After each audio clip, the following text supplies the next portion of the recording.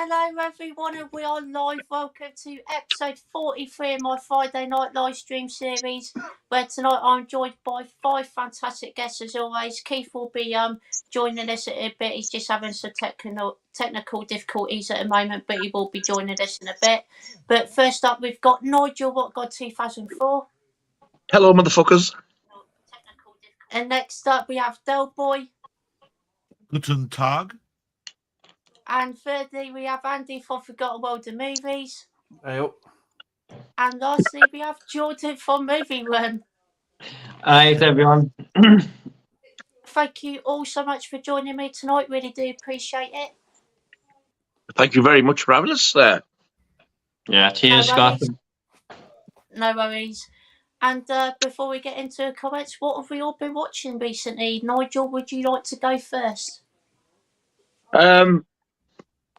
I watched that Jimmy Savile thing with Steve Coogan. That was a bit naughty. What else did I watch? Not a great deal, because I've been editing that bastard video most of the week, to be honest. I think that's all I've really watched. No worries, Nigel. Did you enjoy The Reckoning? Was it good? Steve Coogan's amazing in it. It's definitely worth watching. Awesome. Great stuff, Nigel. It's not so graphic, but it's not really an easy watch. No, I can imagine. Definitely not. It's so well acted, though. It's definitely worth watching. I'll have to give that a watch, to be fair. I'll watch that at some point, definitely. Awesome stuff, Nigel. And what about you, Delboy? None of your bloody business. What questions to ask me? I'm older than you. That's his answer. What about you, Andy? I will say I've been revising an awful lot, but I did mention to Nigel the other day a film that I thought was quite impressive at the beginning. It was a very old film, 1941. Had Peter Lorre in, and it was called The Face Behind the Mask. And I found that really quite a good film about a guy who went into New York as a new person, during the Depression, wanting to just find work. He found work, and the one place that he stayed in the hotel for the first night caught on fire, and he got third-degree burns totally all over his face. Then nobody wanted to hire him or anything, and he turned into a life of crime. It's really quite a good premise. Peter Lorre, I like Peter Lorre anyway, but it just surprised me. So I can't really say much other than I watched the Jimmy Savile film like Nigel did, and I can't think of anything else because I think it's been over a week since we did our watching a film together. I think we mentioned Donkey Afternoon. So so that's pretty much it. Yeah. Did you enjoy the Jimmy Savile thing? Oh yeah. I mean, it's like eerie to watch. It's like uncomfortable viewing. Yeah, it's very uncomfortable. It's like, oh, you creepy well, you know what I mean. It's what comes into your head. I actually hate him even more than what I did now. Yeah. Awesome stuff, Delboy. Great watches there. And what about yourself, Andy? Yeah, I also watched The Reckoning. Now then, I thought it was very good. Steve Coogan, I mean, that's it put him on the map for me, I think. definitely. His performance is quite scary, how good it is. But yeah, it was tough at times to watch, though. Yeah. I did notice as well, Andy, after I talked to you about it, he hasn't done that. And then there was a scene where he went in, these doors opened, all these people had cheered, he walked in and went, It's the first and only one he did. Yeah. I think the scenes, the enlightening scenes, is the ones where he's with his mother. At the very beginning, I thought, wow. Even his mother sort of like seemed to... Of course he did. You know what I mean? And it's like... Yeah.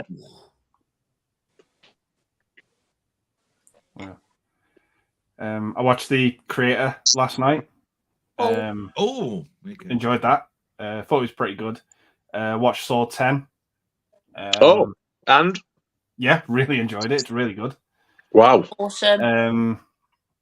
I watched a film from the early 2000s called Sugar and Spice. Cool. which was really fun. It was like about these 5 girls who like they don't have money, so they like decide to rob a bank. It's pretty cool. And I watched this tonight. It's called Firstborn, but it's also got another title called Moving In. This blew me away. I haven't seen a film like this in a long time. I just thought it was amazing. It's about a single mum with 2 kids, and the mum meets a new fella played by Peter Weller, and Corey Haim's he's the youngest of the 2 kids, and Peter Weller like tries to move in with the mother, but he's like he wants to like buy this restaurant with his mum and like start their own business, but he has like illegal methods of getting the money to do it, and he's a bit of a drug addict, and he gets the mum hooked on drugs, and the only one who like sees him for what he is the eldest son. And nobody really sort of believes him, and he's like it turns him into the son into a little bit of a bastard at school. Like he gets into fights with the teachers because his home life's so fucked. And it's just great to see Peter Weller playing a villain, and he just gets really, really unhinged by the end of it, and it's just so good. Absolutely really loved it. Robert Downey Jr. is in it as well. I just thought it was amazing. Absolutely loved it. Awesome. That sounds really good, to be fair, Andy. I would like to watch that film myself, definitely.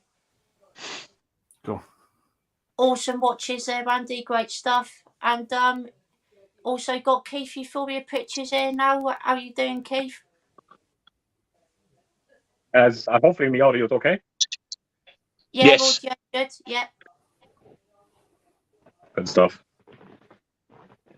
There might be a delay here. I don't know how much of a delay it is.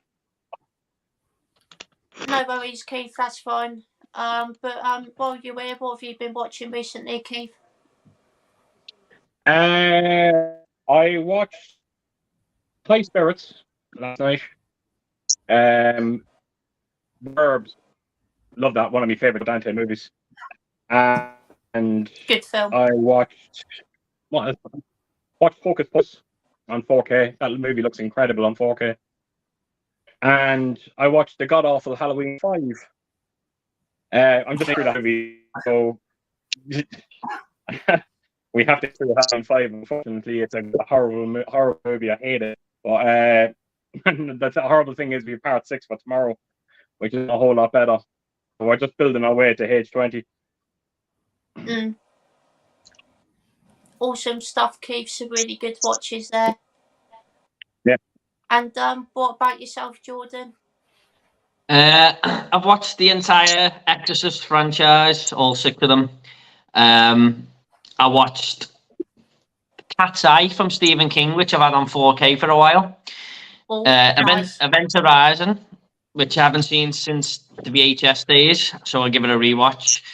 I watched VHS 85, which was really good, actually, considering I wasn't really a big fan of last year's one. Pet Sematary Bloodlines, the sequel. I'm just looking at my letterbox here, sorry. I watched Friday the 13th last week for the millionth time. Oh, yes. And I watched the documentary that's going to be coming out next week, but I was very kindly sent it, about the Essex Boys, the Rise of the Foot Soldier movies. It's a new documentary on that with all new interviews and stuff called Murder of the Essex Boys, Blood and Betrayal, which was really interesting as well. So I watched that last night. And I've been watching Goosebumps on Disney+. Awesome stuff, Jordan. Some great watches there. Cheers. Really good stuff. No worries. And I've watched a bit. I watched, obviously, Dog Day Afternoon the other day with you. Oh, yeah. Forgot about that. Yeah. What a film that was. Really enjoyed that. That's what I just said. I said, wasn't that over a week ago? I said, since I watched that film with you, Dog Day Afternoon. That's what I said. It was just Saturday gone. Monday. No, it wasn't. Monday. Yeah, Monday. I said I couldn't remember if we watched it this week or not, but that film we watched together, Dog Day Afternoon, and you went, yeah. I totally forgot all about it. Great film. Really did enjoy that one. Al Pacino was so good in that film. That needs a 4K release, that. I agree. 100%, Nigel. And I watched Willy Wonka and the Chocolate Factory original last week. I I absolutely love that film. Grew up watching that when I was a kid. And Willy it's one of my Willy Wonka. Yeah, brilliant film. Really enjoyed it. And what else? Carry On Cabby and Carry On Jack I watched for the first time. Really enjoyed those two very good Carry On films there, and I'm looking forward to watching the rest of them. And I watched a couple James Bond films as well. Watched The View to a Kill and For Your Eyes Only. They were really good, actually. I did really enjoy those. Really enjoyed the theme tunes to them, obviously. And yeah, the action was pretty good. And yeah, that's about all I've watched recently as well. But before we go into the comments, everyone's links in the description box down below. So give these guys all a sub because they all have amazing channels. Cheers, mate. Appreciate it. Thank you very much. I've got a gob full of this. No worries. And What are you eating there, Nige? Sorry, what are you eating? Sour apple laces. All right. I can't bother me biting bits up. I'm a greedy fat cunt, so I wind around my finger. I did not understand one single word you just said, though. I'm not kidding. I'm not surprised the fucking amount I've got in me gob. I said sour apple laces. Instead of biting bits off, I'm a greedy fat cunt, so I wind it around my finger and stick the whole thing in me gob. That's what she said. Oh, lovely. Lovely. Let's get into the comments. First up, we've got Matt Chats here. Hello, mate. Good to see you here. So, Good evening, Mr. Chap. Well, chaps, happy Friday. Paul's well. Doing very well tonight, thank you. And we've got Mike from Did You See That here? Hello, mate. Oh, it's been a while since I've done this. We've got Scott, Nige, Keith, Delboy, Andy, and Movie Worm.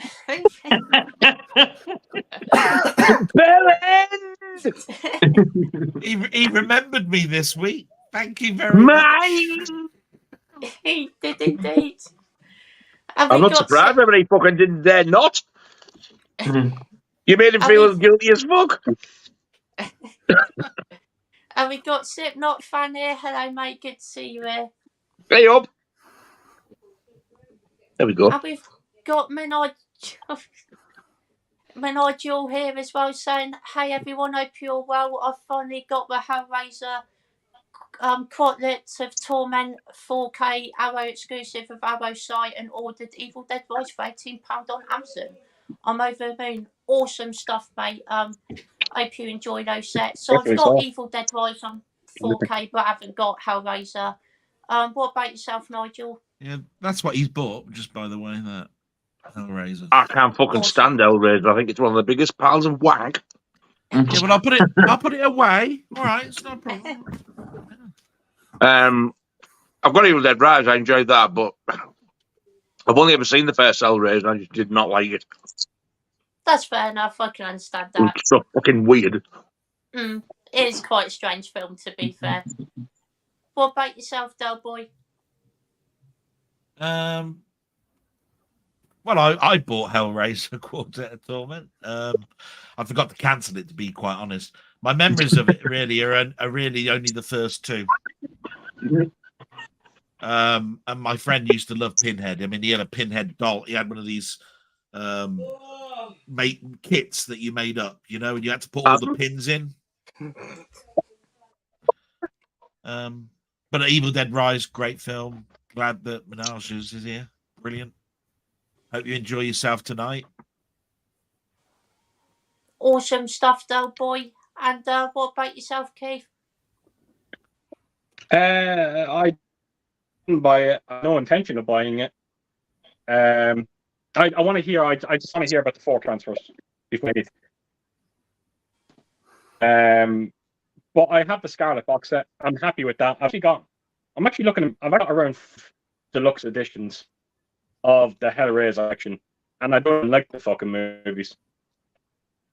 You know, so I've decided not to stay away from this. You don't like them either.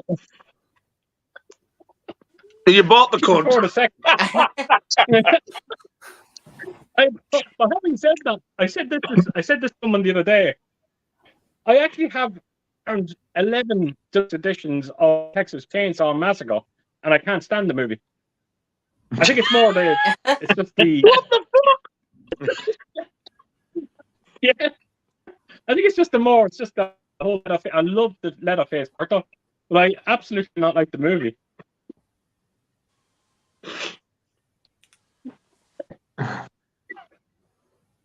That's fair enough. Alien could come with a real, So, no, I wouldn't genuine mind. free alien egg, and I still wouldn't buy the fucker. Yeah. I can't wait for Barbie to come out and get a free pink car. Fuck off. Awesome stuff, Keith. What about yourself, Andy? No, I've not ordered that box set, but I've never seen anything past the third Hellraiser film. But I actually do like those first three movies. I particularly like the first two, but the third one's all right, but I still like it. Yeah. I've only seen the first three as well. I really like the first two as well. Awesome stuff, Andy. What about yourself, Jordan? I was on the fence really with it. Just because there's Bloodline in there, I was gonna upgrade because I've got the Blu-ray box set. I like the Hellraiser films. I think 3 is actually better than 2 when I rewatched them last year because it's more of a slasher film. I think the third one, and that just works for me. The second one's just all over the place, in my opinion. But I'm still on the fence. I don't think it's going to sell out just yet. I'm going to have to make a decision. But I did buy Evil Dead Rise for £18 myself on Amazon last week, so a good deal. Yeah, I'm happy with that. Awesome, great stuff, Jordan. And we've got Jake here. Hello, Jake, and he says, "Evening, all you beautiful bastards. Can I get an interview for a celebrity now? Proper proud of you, Nigel, mate. Amazing stuff. Bigger and better things in the future." Can I get an interview with you? Could. Thank you, sir. Thank you very much. I really appreciate that. Yeah, it was great, to be fair, Nigel. I thought really enjoyed it. I'm quite chuffed considering it was the first one I've ever done. Yeah, definitely. You've done very well, to be fair. Awesome Thank you very stuff. much. No worries. And we've got Matt Chat saying, "We watched all the Scream films this week. Hadn't seen some of them in 20 years. Better than I remembered. Very sick commentaries on the genre and finally caught up with the 6th one. Awesome stuff, mate." And he also says, "While I had a good time with it, I didn't think it had anything clever to say. And maybe they should put a brakes on them for a bit before they lose what makes them so special. Thoughts?" Very good question there, Matt Chats. I myself really do like the Scream series. I think it's a very, very solid series of films there. I really enjoy all of them, to be honest, but the first one is definitely my favourite. Yeah, I do agree. I think the 7th one should definitely be the last one because I think if they do more, it'll get a bit stale.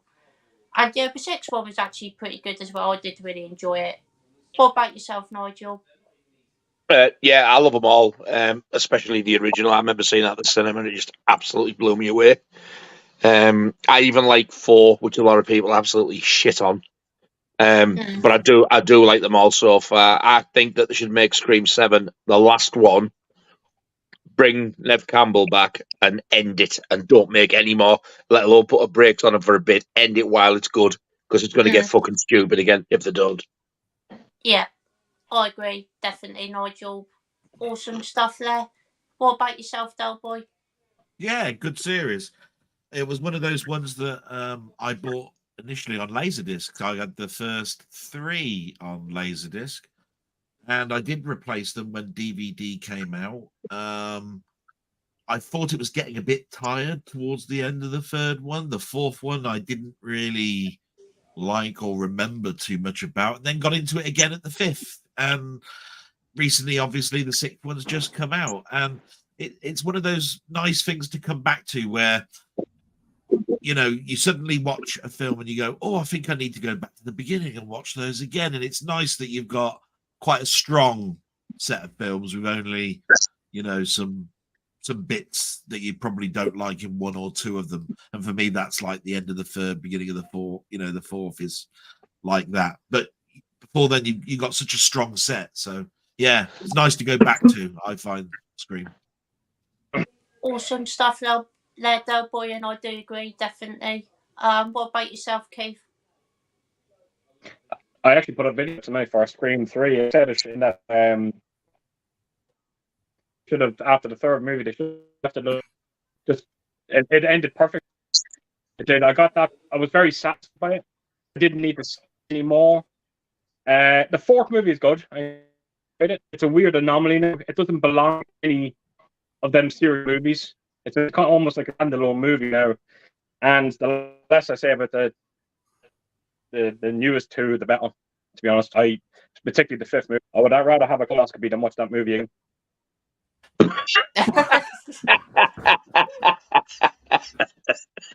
As bad as Halloween ends. It's close. Wow. Oh. It's close. Yeah. Wow. Yeah. Hate it. Yeah, I like 5 better than 6. Close one for me, I think. I really enjoyed both. Mm. Awesome stuff there, Keith. And what about yourself, Andy? Yeah, there isn't really a Scream movie that I dislike. I like all 6 of them that we've got so far. It's weird the way that like the first 2 came out like in the space of a year, and the last 2 came out in the space of a year. Yeah. And then like you've got like 4, which is like slap bang in the middle, and then 3, which was like 1999, 2000. Like, but I think 3 and 4 are probably the weakest, but I still like them all. And given the fact that that first movie for me is kind of like lightning in a bottle, it shouldn't have really. Scream shouldn't have really worked outside of that first movie with the others, but it does. And given how consistent it's been, I think it's been really strong. So, you know, it's the IP for those movies is guess who the killer is. Yeah.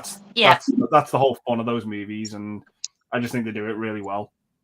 Like they try and mix things up a little bit, they change it around a little bit, but the formula's still there. I just enjoy all 6 films. But the first one for me is probably the greatest horror film of the 90s. Yeah, it's definitely up there. Awesome. I think with Scream 4, though, if it had been a little bit better received, I think Wes Craven will have been able to finish his second trilogy, because he was going to have 3, 4, 5, and 6. But it flopped that badly. He just scrapped it and didn't do 5 and 6. Hence why they decided to do these now for some reason. Now he's not here. You what? Sorry, Keith?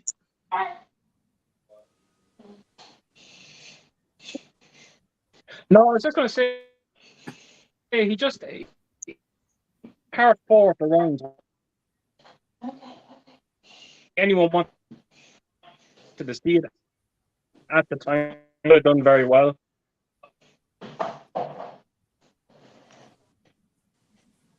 What is that noise? I don't know. It sounds like somebody's working in a kitchen.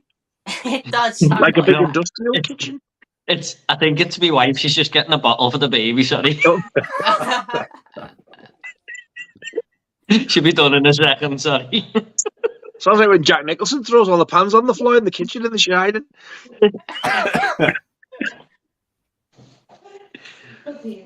Oh, sorry about that. No worries. Oh, he's gone. He's having some right trouble tonight.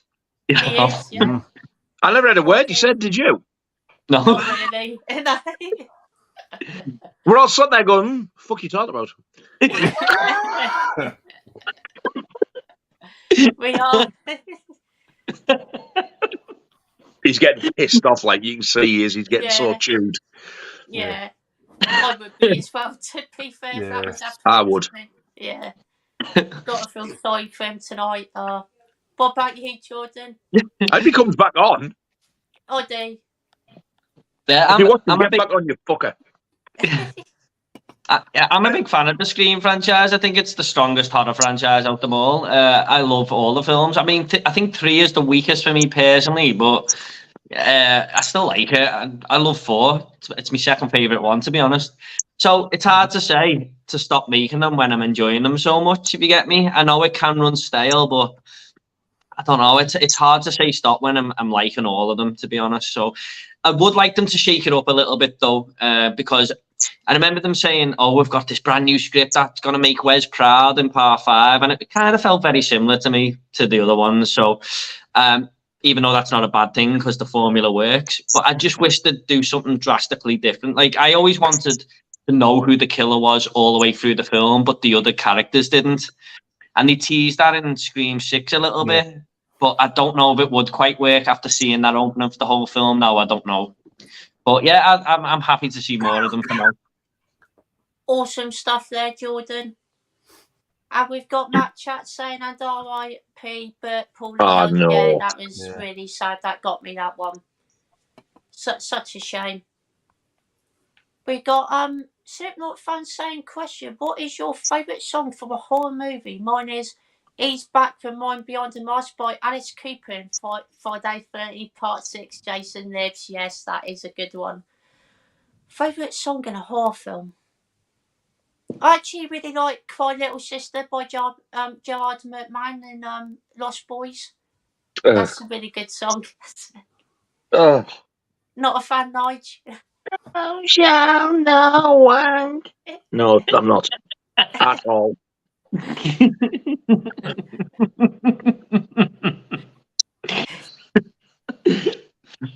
But having said that, what is your favourite one, Nigel? Well, that one right there is one of them. I've got that on a nice big 12-incher. Oh. And I've also got a 7-inch, which comes with a free poster. But I also like the song at the end of Freddy versus Jason. Can't remember it off. I think it's called How Can I Live by El Nino. As soon as it ends, like this metal song comes on, but it's like in the verses, it's like really, really melodic. Oh. I love that song as well. But that Alice Cooper one is an absolute cracker. Yeah, definitely agree there. Awesome choices there, Nigel. Really good stuff. What about yourself, Delboy? It's a difficult one for me because I don't really listen out for songs. I listen out for the scores. But if you were to ask me, if you were to sort of like reword the question and say, remembering a song in a horror film, the one that really comes to mind is Monster Club with Vincent Price. And I'll never forget how young I was watching that film, and then suddenly this woman comes on saying she wants to be a stripper, and there was this song, you know, I could be a lady and a stripper and all this. Suddenly she's peeling her skin off and there's just a fucking skeleton dancing up on the stage. The B.A. Robertson songs in that are fucking awful. Yeah. Monsters rule okay, isn't it? Monsters rule okay. Fuck your mum, okay. Yeah. So really, I'm thinking more. That's the fun I've had with a song, but not. I can't think of like Alice Cooper and Iron Maiden and all of those sort of things as tracks at the end of titles and that sort of stuff. Because I'm listening to the score. You know, I mean, I can mention the Theatre of Blood score, brilliant. You know, and a lot of other films, you know, horror films where there's been some famous composer doing the score to something. You know, like Bernard Herrmann in Psycho. Songs, no. Don't really think, when I think horror, I don't think song. Another cracker as well is Pet Sematary by the Ramones. I love that. Oh yeah. Obviously, there's a song at the end of Fright Night that goes, you know, and I remember that, you know, with the tires going up. But it's called Fright Night, believe it or not. Yeah, believe it or not, yeah. I remember that. Awesome stuff, Delboy. Some really good choices there. And Keith, what about yourself? Sorry, is there still an echo going on? Because if there is, I'm going to have to call it a night because I can't keep it. No, it's all good. No echo at all. Right. Well, sorry, what was the question? What's your favourite song from a horror movie? Oh. Wow, that's asking me a question. Favorite song from a horror? Like, can't be a theme then. It can be if you want it to be. Just pick anything. Come back to me. I honestly can't think of one. No worries, Keith. That's fine. Bum bum bum bum. I do like that though. I have to admit, I love the way a horror movie can turn such an innocent sounding song into something very creepy. Creep the fuck out of you, yeah. I know. Yeah, there's actually a movie. I think I'm sure a few of you have seen it. A movie called Phantoms with Ben Affleck. Yeah, I've heard of it. Yeah. And there's a song in it there, "I Fall to Pieces," and it's just such an innocent old song. But then when you put it into this weird context of the movie, it scares the living shit out of you. It does, and it works very well in that movie. Awesome, great choice there, Keith. Really good choice there. And I thought of another song myself, the World Inside Your Eyes at the end of Day of the Dead. That's a great song. That I really enjoy that one. Yeah. What about yourself, Andy? Good Man in a Bad Time as well, Ian Under. Yeah, I was going to say that one. Oh, yeah. Pretty much anything anything in that nightclub scene in Fright Night. I can listen to. Dokken, Into the Fire, Dream Warriors. Oh, yes. And I'm going to say Bad to the Bone, George Thorogood from Christine. That opening is just fucking great. Have a fucking lozenge. Even the sound, even Christine, like that, uses like old songs from the 50s, and it just makes that movie so much creepier. It does, yeah. I agree. I fucking love that film. Yeah, I do. One of his more underrated ones, I think, to be fair. Really good film, Christine. Yeah, I think it's underrated. You were kind of expecting more from it, weren't they? Because I think it got panned at the time. They were expecting, Carpenter and King together. I think they were hoping for something more than what it was at the time. But by days, I love it. Yeah, it's brilliant. To be honest, I thought it was pretty true to the book as well. Yeah. I don't think they could have done anything better because everything that happens in that film, I just think it's just absolutely 100% entertaining and it's fantastic. I love it. Absolutely. I think Keith Gordon does an amazing part as when he's like turning into the horrible fucker that he ends up being. Yeah. I think there's one scene at the end of it where it shows his face, and it's like he's completely taken over. Yeah, that's it. He's fucking gone. Yeah. He's got that blue light on him. Oh, yeah, incredible. Yeah. Awesome choices there, Andy. And what about yourself, Jordan? Yeah, it's a hard one, but I thought of I Still Believe by Tim Capello in The Lost Boys, where he's on the saxophone. Awesome. Love that. The other one was I want to stick that saxophone up his fucking asshole. The long-haired cunt.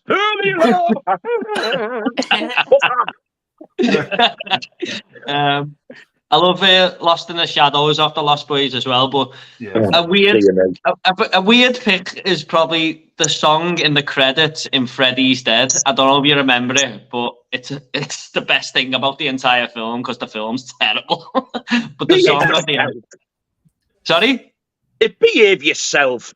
How about you watch that film? I don't mind. I quite like it. It's better than Part fucking 5. Yeah. No, I hate it. It's just an abomination. I think Freddy's Dead. I prefer Part 5. I love that killing it with the hearing aid. I think that kill's amazing. I know. It's so where he drops all the pins. It's better than that daft cunt going. I'd love to shoot him in the face when he does that. Boy, you pizza face cunt. I hate Rachel in that film. Oh, Tracy, her name is. Sorry, Tracy. I just hate her. Oh, she's one of the worst characters ever. She's the one who's like always pushing the other boys around. I think she's yeah, but she's like being, abused. Yeah, I know. She's got issues. I know, but she just annoys me. I hate that film so much. just because she's being abused, it doesn't mean she has to abuse my fucking ears listening to her. Look, I know you're being abused, but you're a cunt. I fucking hate you. I have zero sympathy for you, and I hope you get fucking killed quick, you cunt. That'd make her feel mad. Cheers. You're talking about me or the fucking character?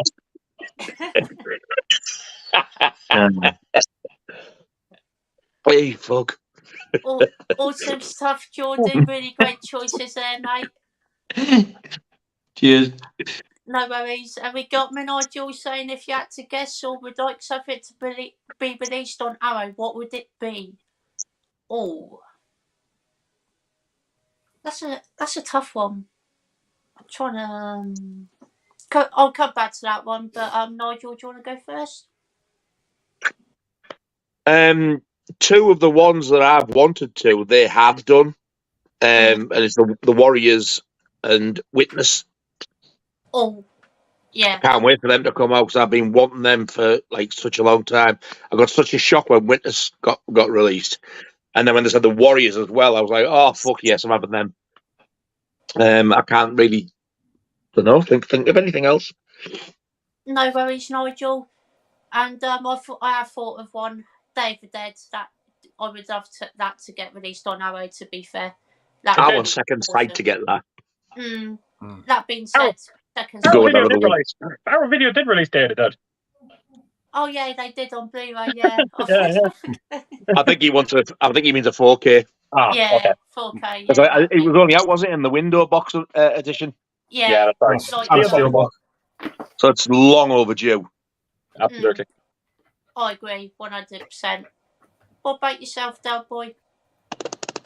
It's a hard one for me because I never think about films being released by particular distributors. I think of films coming out from Warner and Universal. So when somebody says, "Oh, what would you like coming out from Arrow?" I'm going, "Arrow? They're a distributor. What do they specifically hone in on Warner? Do they specifically hone in on Universal?" So I'm still new and wet behind the ears. So I'm not going to give you a very good answer because I just want lots and lots of films on 4K. We're all waiting for specific ones, like for me, True Lies and Abyss, and they're all exciting ones that I'm looking out for. I don't consider them to ever be coming out by Arrow. I wouldn't know. I would expect the major studios to be bringing those out, in their own deluxe sets and stuff. So I haven't really got an answer. Just purely because I'm sorry, I'm the young one amongst you lot, and I don't think of films coming out from particular distributors. So sorry, I'm not going to be much good on this one. No worries, Delboy, that's fine. What about yourself, Keith? You see, I could be very boring and say Halloween, but at the end of the day, Scream Factory have brought them out. I have them. They're probably the definitive versions to own for Halloween. So if there was one movie that I would love to see them do, and they've actually already brought it out on Blu-ray, I would love to see Vamp. I would love to see Vamp get a 4K transfer. I would do anything to see. And there was another one I had in mind there as well. It was actually another one of their older releases as well. I can't bloody remember it now. No, Vamp was one. Oh, you know what it was? Fright Night 2. I think it's about time that movie now starts to get a proper release instead of getting constant bootleg releases. I think it needs a good, decent release. I think it's a fantastic sequel. I agree. And yeah, I would love to see that. Vamp and Fright Night 2. Awesome. I think Cine Museum are releasing it, but they're doing a double edition thing, which is obviously going to cost a fortune. But there's only the first one in 4K. Are they really doing that? Are they? If it was any other company, I'd be on board for it. But they can go fuck themselves after what they've done to me. They can why is that?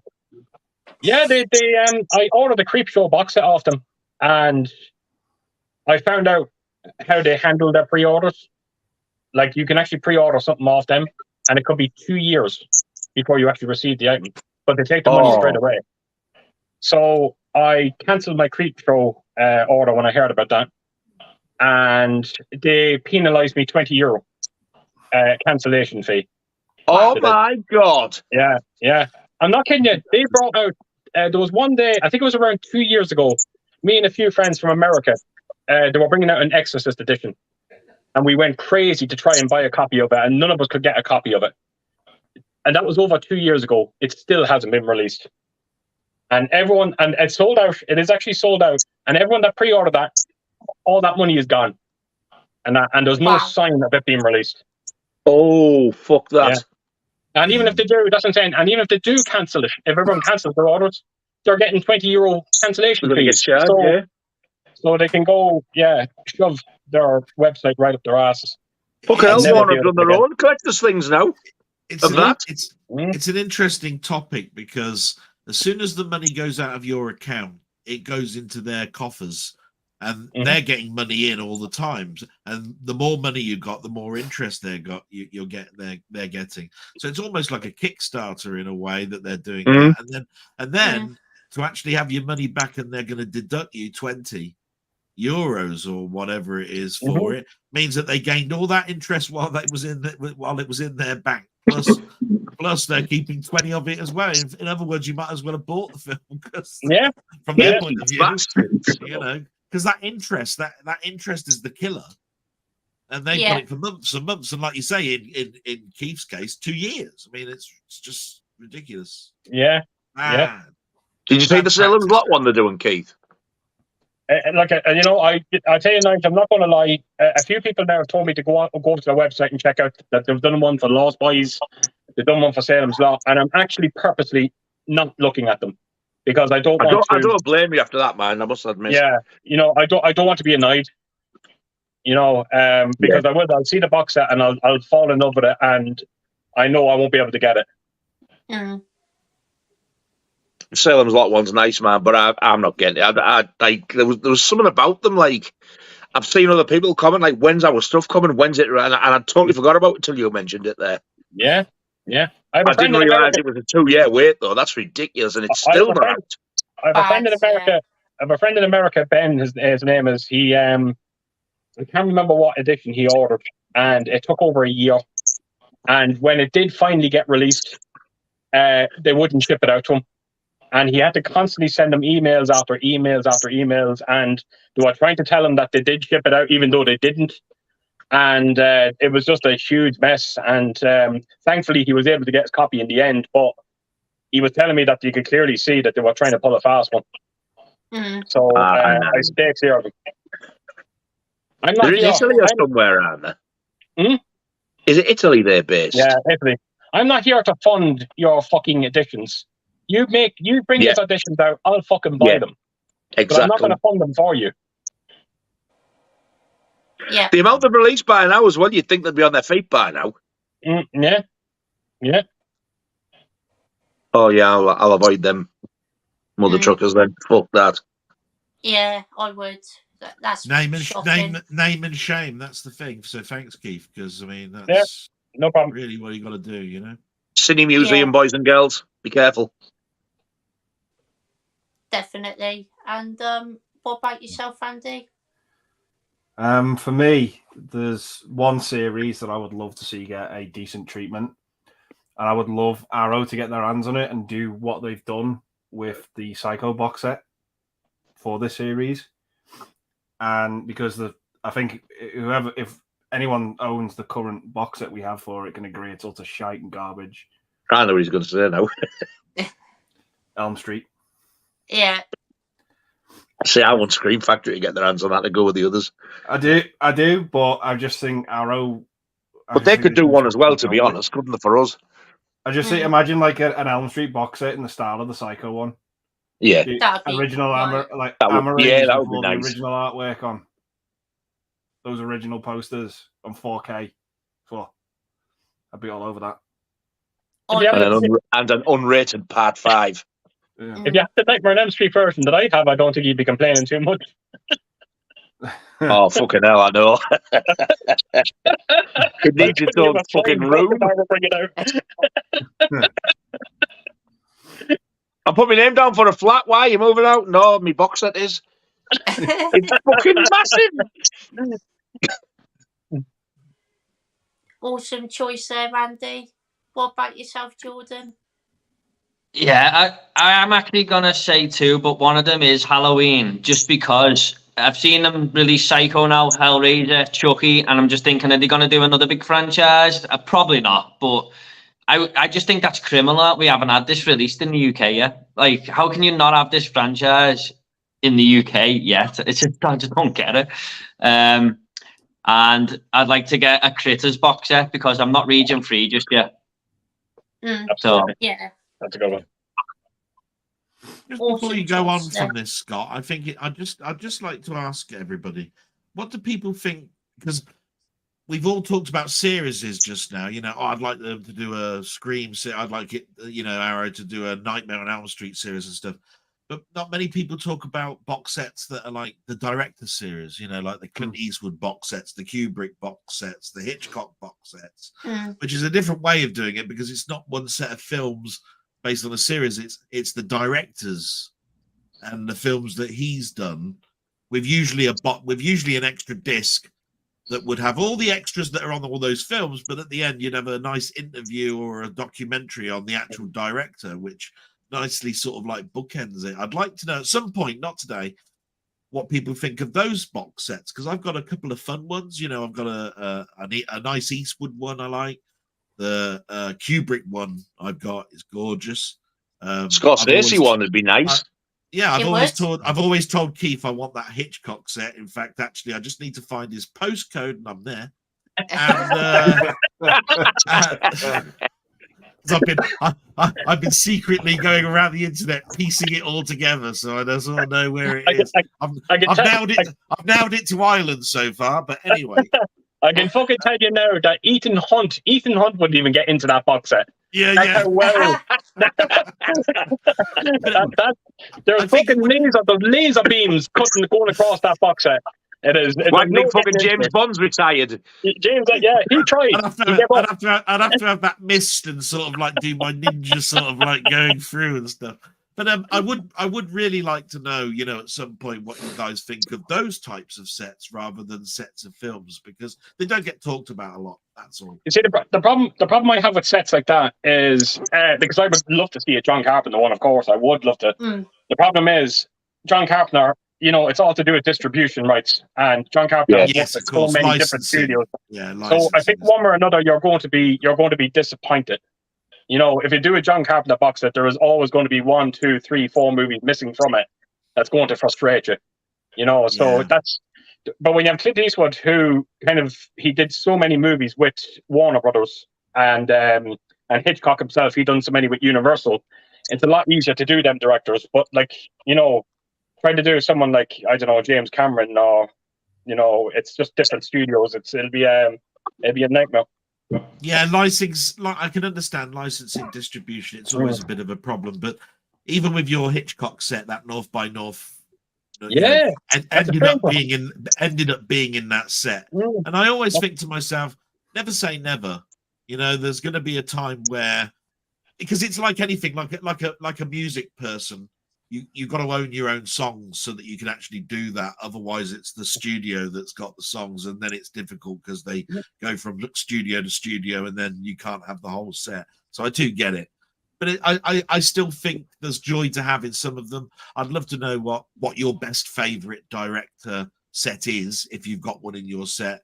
I know that you've got a number of them, Keith. I think it's a good topic to talk about. It doesn't get talked about a lot. I agree. I agree. Yeah. Definitely, 100%. But Clint Eastwood one is really nice. A Yui Ball box set. Right.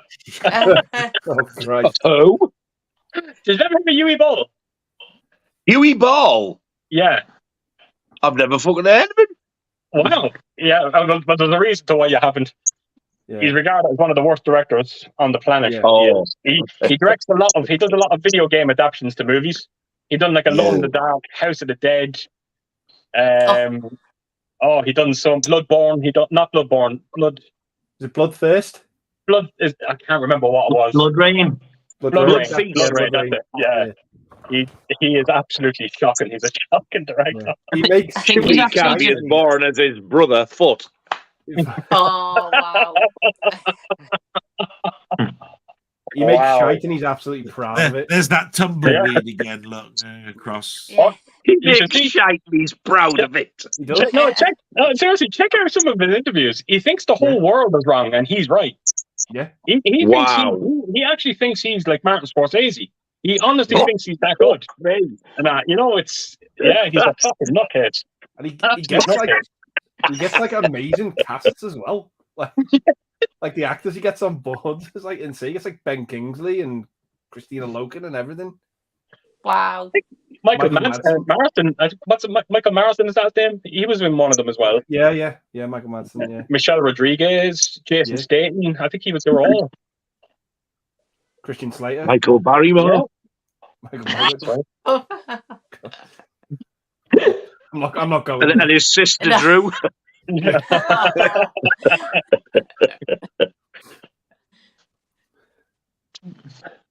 wow. And we got Mike saying, "Hey guys, hope you're all doing well and having a good Friday so far." Thank you, Mike. Really appreciate that.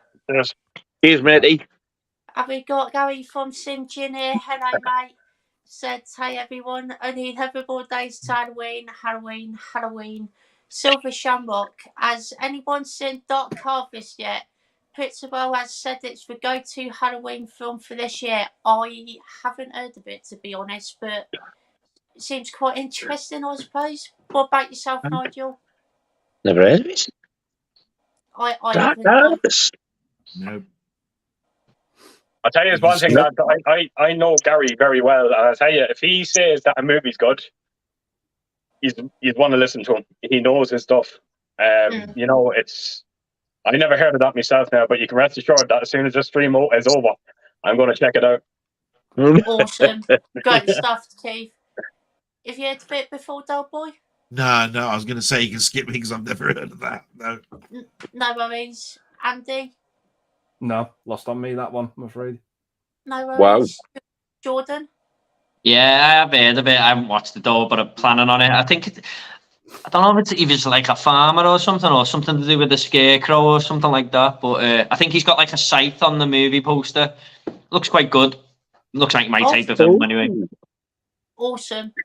Good You know stuff. what? You know what's in Halloween themed movies?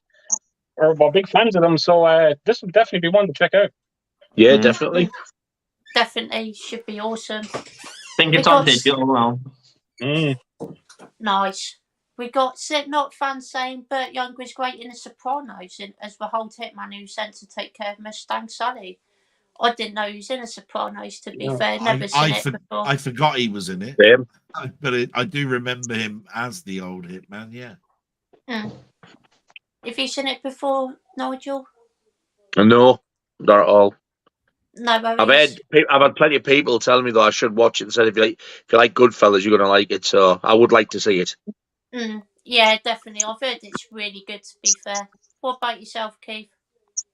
No, I never seen it now. If I'm completely honest, Sopranos. I've said it numerous times. I find it very hard to commit to a TV show. I do, but I've heard great things about it. But yeah, Burt Young was it was very sad. It was.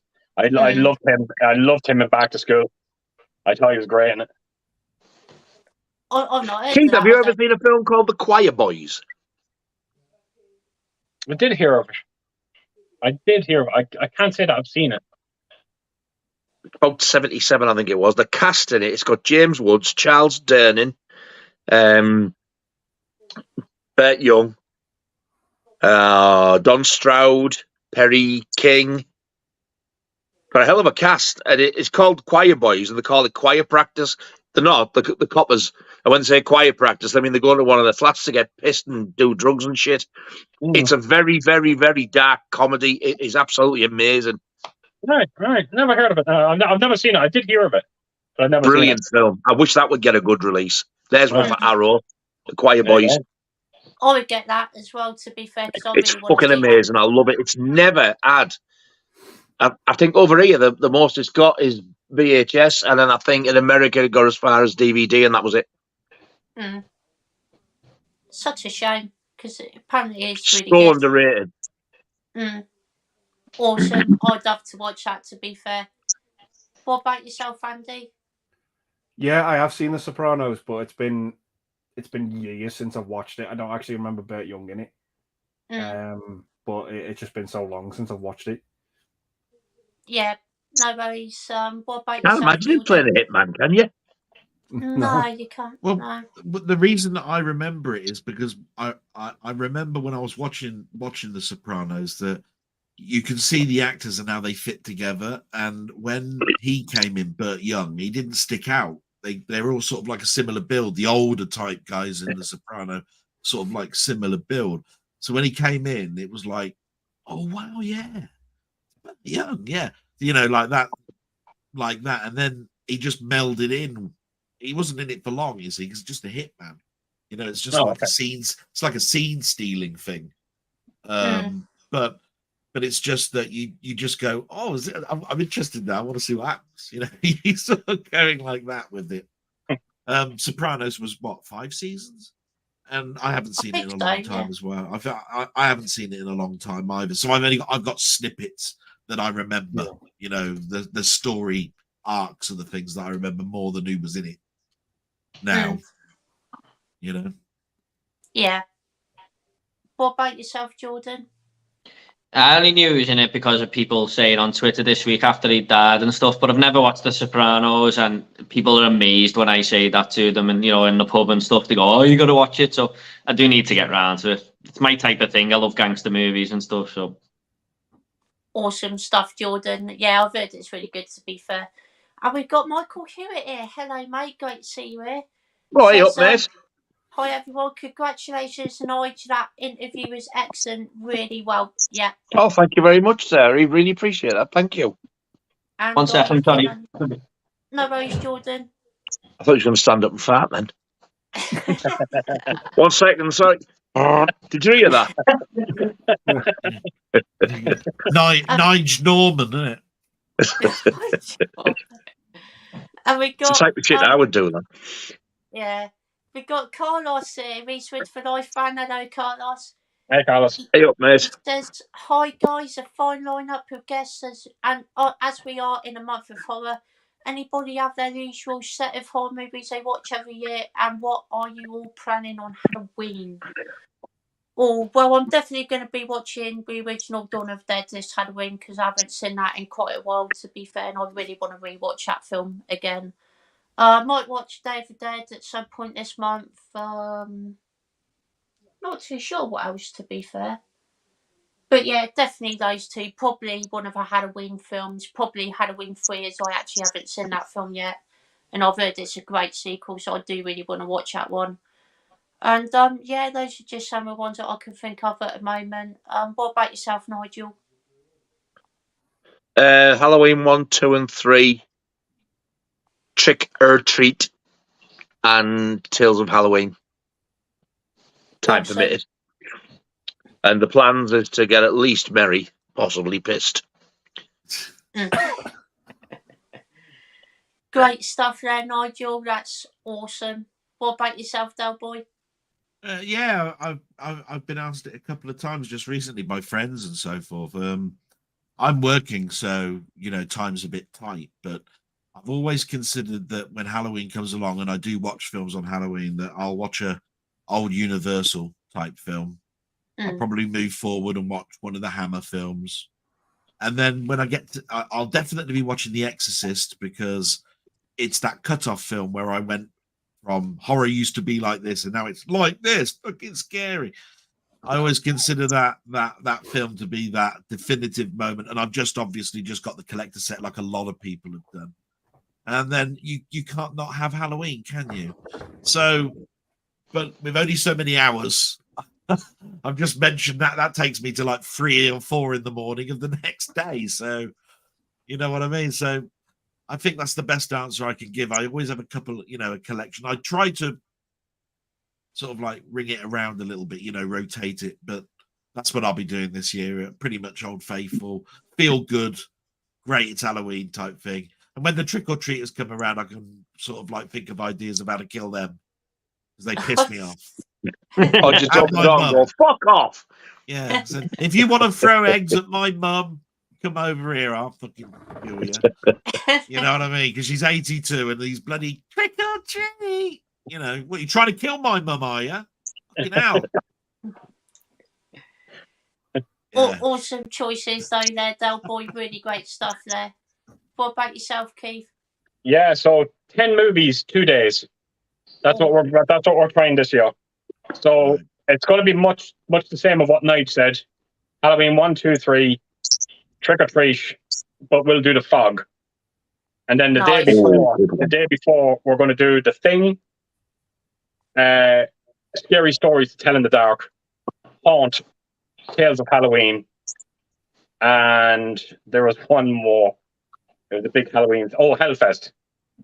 Oh, Oh, nice. shit, I forgot about that. Yeah. I might take that one as well, start early. 10 movies, a lot of alcohol. I'm hoping every time I smile, I'll dribble at the end of the night. If you do, so you know you've had a good night. Yes, absolutely. Absolutely. So that's the plan. Awesome stuff. Fucking there, Keith. Hellfest, how can I forget that? Yeah. Yeah. Still waiting for mine to arrive. Oh, shit. I was going to ask you, did you watch it? Oh. It didn't arrive, so I had to email eBay, and they said, "Has it not arrived yet?" And I was like, "No," and they're like, "Oh, we have to send you another one." Oh. Is it coming from the States? I'm not sure where it's coming from. Oh, you hope it gets here on time for Halloween. Yeah, I do. well, it is what it is. If What a 4K it is as well. The picture's beautiful. If it doesn't arrive by next Friday, I'll email them again. But yeah, it is what it is. But this arrived today, and this is a Halloween staple for me. I always watch this time of year. 4K. Oh. I only just watched it.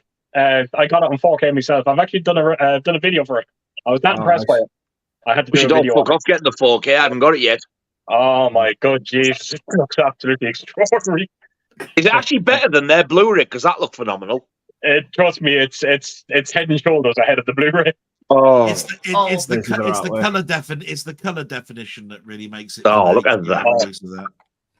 That's definitely better artwork than the phone booth, the ticket booth one, I think. Those comic book bits where, I mean, they've brought the reds up really, really well, you know, and the blacks are not crushed. It's really quite nice. I wasn't too impressed actually with the reds on that. The scenes you're talking about, I thought they were way too aggressive, and you're going to see how aggressive they were because I actually done comparisons on it, and they're way too overblown. I think I found them a little bit distracting. I mean, I've got obviously like a 55 OLED, and most of the stuff that I do is not with the picture on the TV. I basically do most of the stuff with the pure picture that comes from the player. Yeah, and I found that the reds weren't so blown up that you got bleed.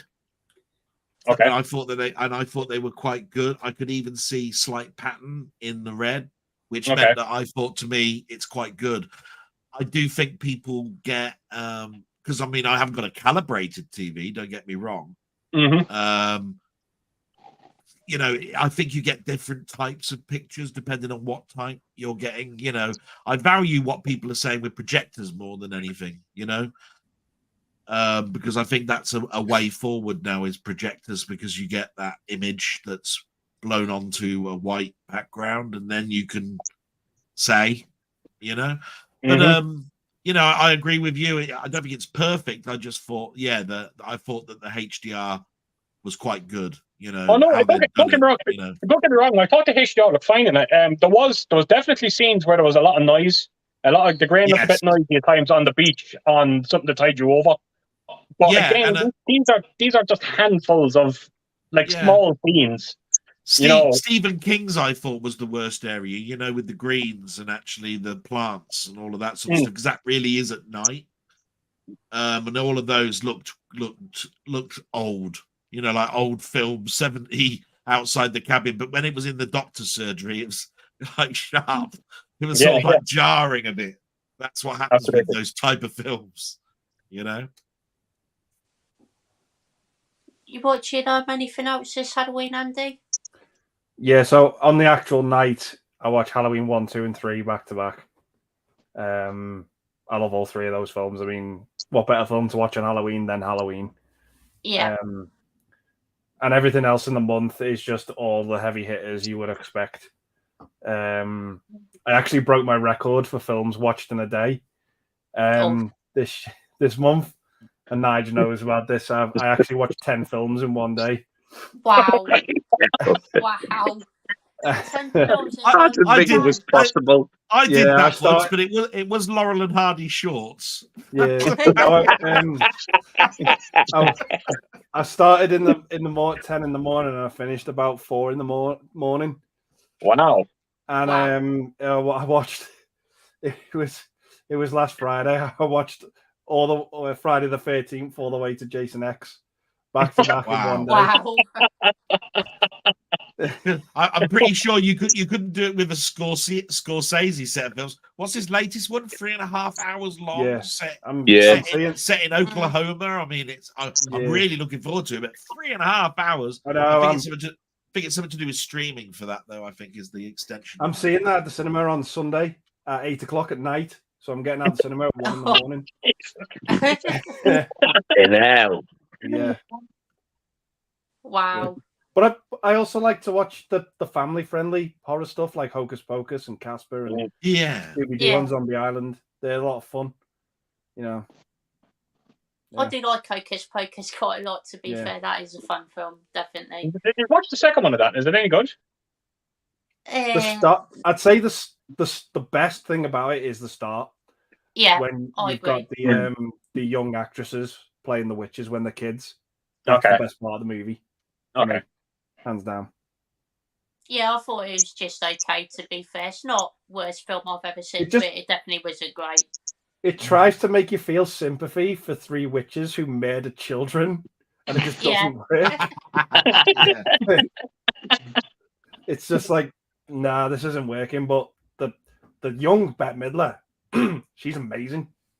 Wow. She's just phenomenal in that film. I agree. Awesome choices there, Andy. Some really good stuff there. What about yourself, Jordan? Yeah, I usually try and watch the original Halloween. I know that's a boring pick, but that's what I usually try and watch. And I usually try and watch the Texas Chainsaw Massacre, the original.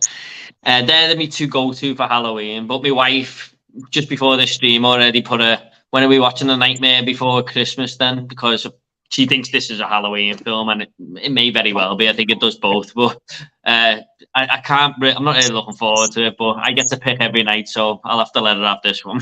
It's not that I don't like the film. It's just that I watch it every single year with her. And yeah, mine arrived today. Yeah. Oh, nice. Yeah. Great choices there, Jordan. Some really good stuff there. Cheers. No worries.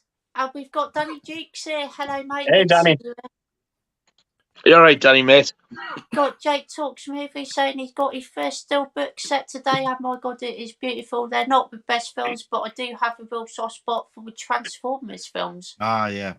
I haven't seen any of them. The only one that I've seen is Bumblebee. I actually did enjoy that one, to be fair, but I don't really have much interest in the others. We know Nigel hasn't seen them before, so we'll just go to Delboy on this one. Well, Jake was actually asking me what my opinion was of that box set, because it's quite expensive. It's one of those boxes that really doesn't have any writing around it, so it's really just an artwork type box. But you know, it's got a magnetic clasp. The discs inside them are matte. You know, a singular picture all the way through with the transformer at the back. The transfers inside them are a mix. You know, I was explaining to him, you know, don't expect pristine all the way through. Some people complained about the first couple of those Transformer films when they came out as 4K because they're not redone. But as a box set, it's nice, it's glossy, it's hard, it looks lovely with all the spines. It's not bad, but you just need to get it at the right price. So he told me what the price was that he was getting at, and I said, yeah, I might pull the trigger at that. I wouldn't have bought it at the price that it originally came out at. From a point of view of the Transformers films, I've never been a major fan. I've never been. I think it's Michael Bay, isn't it, that does those early Transformer films, isn't it? Yeah. And his brother Whitley. Yeah, and Mr. Robin Hoods. He's done some okay films, but he is divided. And I just thought he tried to do some good bubblegum films, and they just got weaker and weaker as you went along and more convoluted. And then you alienate unless you're a big fan. That's all I can say really about the Transformers to me. Transformers at my age was the kiddies TV film that came out in the 80s, the film version, and you know, the cartoon series that used to be on the BBC. That was my Transformers. Awesome stuff. Yeah, the party was shit then. Yeah. Fucking robots turning into fucking He wants a rise out. I think Nigel wants a rise out of me today. That's twice. I don't. I'm just sick of fucking hearing about Transformers and shit. We've only had 2 bits of sci-fi tonight. The rest has Yeah, all they've been got up horror. about half a fucking hour. Just get on with it. The rest has all been horror. You know. What about yourself, Keith? When I found out that the box set wasn't in a metal box set, I lost interest in it. If I'm completely honest, I don't know why, but them steelbook box sets only interest me if they do come in a metal box set. Like I bought the recent Halloween trilogy, and I had no idea what way that was going to come. And I did say to numerous people that if it came without a metal box, it was going right back to Amazon. So thankfully, it did come in a metal box. It's a lovely set. Oh, I want it now. It's a gorgeous set. The Transformers, by the way, is only €80 on Amazon Italy. Oh, wow. Yeah, for that steelbook box set. Awesome stuff. What about yourself? If that comes down, I'm going to get it. Mm. No, not the fucking Transformers, the Halloween one. But what's your thoughts, Andy? Yeah, kind of like Keith. The fact that it doesn't come in a metal case is really disappointing. But having said that, they aren't the best movies at all. I actually an understatement.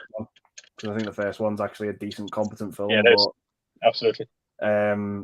Probably the next best one after that is probably Dark of the Moon. Actually, that's actually a decent follow-up.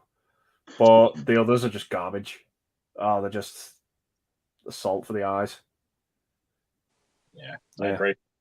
But I agree. That first movie's still pretty good, in my opinion. Yeah.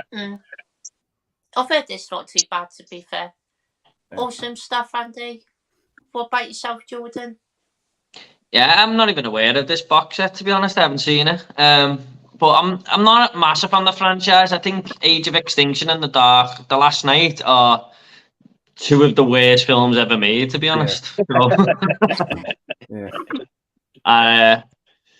The last one, I went to see it and something come up, so I had to cancel it at the last minute, and then I went to see it again, and 22 minutes into the movie, or about 25-minute mark, the projector melted, so I still haven't seen that new one. That's a sign, Jordan. Yeah. Sorry? The projector melted and transformed into a fucking minibus. Yeah. Awesome stuff, Jordan. And we've got Mike saying, since Scott had COVID, has he been learning any new musical numbers that he'd like to share? Has he? Not really, to be honest. You fucking liar, you've sang one to me. Have I? I just can't quite remember what it was now. Yeah? Oh my God, Jesus, look at the suggestion. Yeah. And we've also got Not Fun. Oh, he's already done that one before. Yeah. I'm a How four then? starter. Twisted four starter.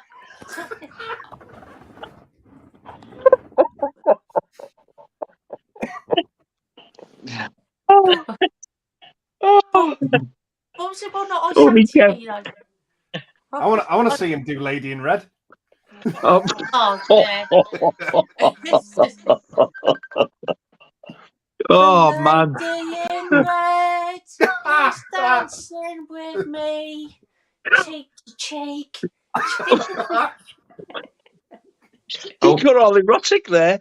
You've upset Keith. He's had to go off for a wank. Keith's gone.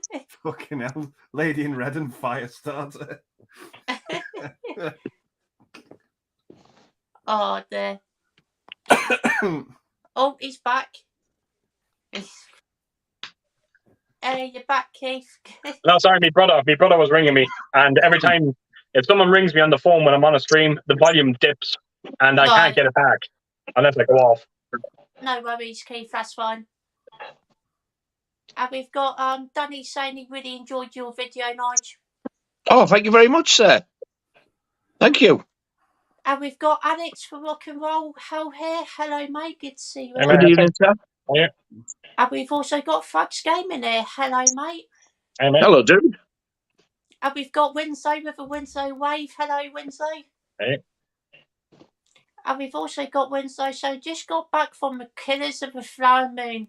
Important and another great film from the master. Definitely worth going to see. Awesome stuff, Winslow. Really glad you enjoyed it, mate. Yeah, as a brilliant cast, and obviously it's directed by Martin Scorsese, so I'm going to definitely check this one out for sure. What about yourself, Nigel? I've never heard of it. No worries. I think it came out today, did it? Was it today? What a strange title for Scorsese. It is, to be fair, I do agree with that, yeah. What about yourself, Delboy? Oh yeah, it's one of those ones that I ear tagged to watch. It's 3.5 hours long. I want to go to the cinema, but I might end up seeing it on streams. I think it's got a co-release as a streaming thing, and it might end up being that way just purely because of work and family things that are going on at the moment. Would probably stop me going away to watch a film for about 4 hours. Yeah. But I really want to see it. I believe Leonardo DiCaprio knocks it out of the park in this one. And I think Robert De Niro plays a character called King. That he does a great part in that. Even the premise of the film, about Oklahoma and suddenly being rich and the way that you stay to be rich in that particular town is an interesting thing, especially with the dawn of the FBI. So all I'm saying is don't listen to too much about it. It sounds like an interesting story that you want to listen to from start to finish without knowing too much. And I think then you'll get into Scorsese's head of what he wanted to do, because I believe it was a pet passion project for him. It took a long time for it to come to celluloid. So, yeah. Well, I'm intrigued now. Yeah, definitely. I really want to see this film, to be fair. The Awesome birth of the stuff. FBI and all that. I'm liking the sound of that. Yeah, it should be a good one, I think, Nigel, to be fair. What about yourself, Did his Keith? last one go on for 3 hours or 3.5 hours as well? Yeah. Was it The Kingfisher or Fisher King? One of the two. The Irishman. That was the one. Yeah, I was close. You had SH together in it. That's what counts. Yeah. Yeah. Two letters next to each other. Yeah, definitely. It's one of that film is just one of those ones where people just keep knocking it for the type of technology used to euphanize the characters, and it's a shame because the story shines. It's just everybody just wants to talk about, it was distracting, seeing these people all young, and you can see how it was done with the graphics and all of this, and I'm going, watch the fucking film. Can't help myself. Yeah. That's where I get pissed off a little bit when people do that too much, But the only thing that they can moan about is what technology that Scorsese used for something. I mean, he's a storyteller, in images for his films. That's what you watch. That's the same way with Oppenheimer. Now, I haven't seen Oppenheimer yet, but I've never heard such crap come from one movie where everyone that I spoke to, what was Oppenheimer like? Oh, what an experience. But what was the movie like? Oh, but it's a great experience. What was the fucking movie like? Don't tell me about the fucking experience. I don't give a flying fuck if it looks good. Is the movie good? And all that. It's that's what drives me mad. And that's all I got with Oppenheimer. I have seen 15 reviews on YouTube, people talking about Oppenheimer, and not one of them ever talked about the fucking movie. They just talk about the experience of it all. And I'm just baffled by it. I'm absolutely baffled by it. They always go on about the IMAX picture and all, and how the explosion was and all of this sort of stuff, But at the end of the day, do you know anything about Oppenheimer? Do you know why it's called Oppenheimer? Do you know anything about this man? Was his story interesting that took you up to that point? Nobody's going, no, but it's an experience. Do you not realise he's an atom-splitting motherfucker? Yeah, You see, I was told that. Keith, you didn't get to see it in IMAX. You're never going to be able to appreciate that movie. I was like, what a crock of shit! It's the same fucking movie. I'm going to be seeing the same fucking movie as everyone else. And that, you know, it's but what an experience. Yeah, but is it any fucking good? Yeah. Jesus Christ. I do Yeah, agree. sorry, To be fair. I didn't mean to rant on though. Fuck off, I'll go and see it myself. Yeah, I must admit, I do like going to see an IMAX film. It does. I did go and see that film in IMAX, and I did enjoy it. But I do agree with all of you guys. It's like, no, it's the film that it's all about, because I've never heard anybody go to an IMAX cinema and watch a 6-hour film about making cheese and coming out saying, "What an experience that was." Do you know what I mean? And it is like that. You see the fucking size of the hole in that gouda? Yeah. Fucking blown up like this, it was like that, you know. Gorgonzola, watch a film for fuck's sake. Point smell-o-vision. But what smelling me, smelling you.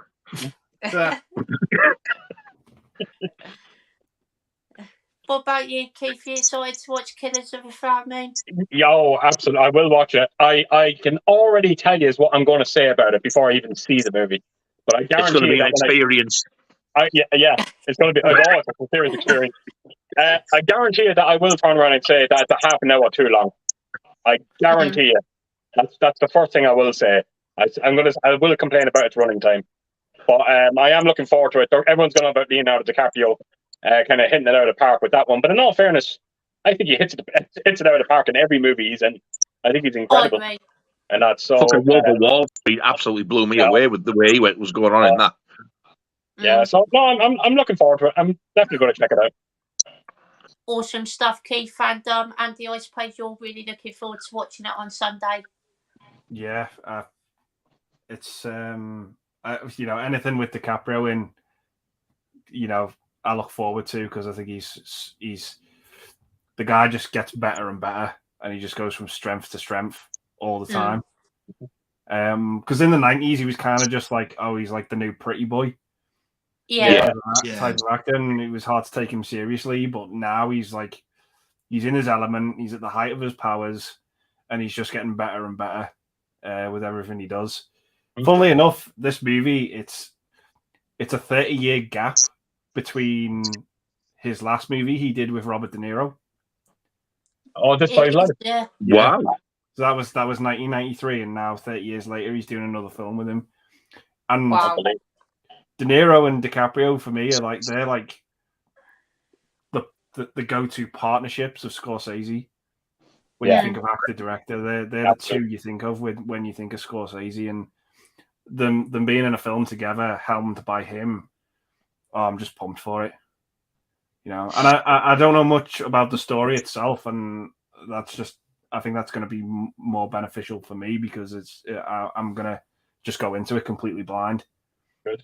Mm-hmm. And I'll tell you who else I'm looking forward to seeing in it, Jesse Plemons, because I actually really like him. He gets better and better for me whenever he's in a film, because I think he's a pretty underrated actor at the minute. But he's on the FBI side in this film, isn't he? I think, I'm looking forward to his performance as well. I loved him in Game Night. I thought he was hilarious in that film. He was good in like that. I like his sister, Orange's Hand. Wow. That's so sad. But so in a nutshell, I'm looking forward to it. It's Scorsese, it's De Niro, it's DiCaprio. Yeah, what's not to be excited for? Definitely awesome stuff, Andy. And I couldn't agree more. To be fair, what about yourself, Jordan? Yeah, I thought it was on Apple TV today, but it's got not coming for a couple of months. Is it? So me and my mate are going next Saturday in the daytime, because I'll probably fall asleep if I go for the night. But the run time was putting me off a bit. But then I said we did go and see Beau Was Afraid, and that was 3 hours of shite. So we'll be all right with this one. The thing is, years ago, with a film that long, they'd stop for a break, wouldn't it? I bet they fucking don't now. No, Dances with Wolves had a break, didn't it? And a few, back in the 90s, back then, they did do 2 parts to that. But yeah, they don't do that anymore, I don't think. 3.5 hours, and that they should do, really. That's cruel. Yeah. It is. It's like a crime on your ass. I could just see Nigel now go down the aisles. Chalk ices. Flores.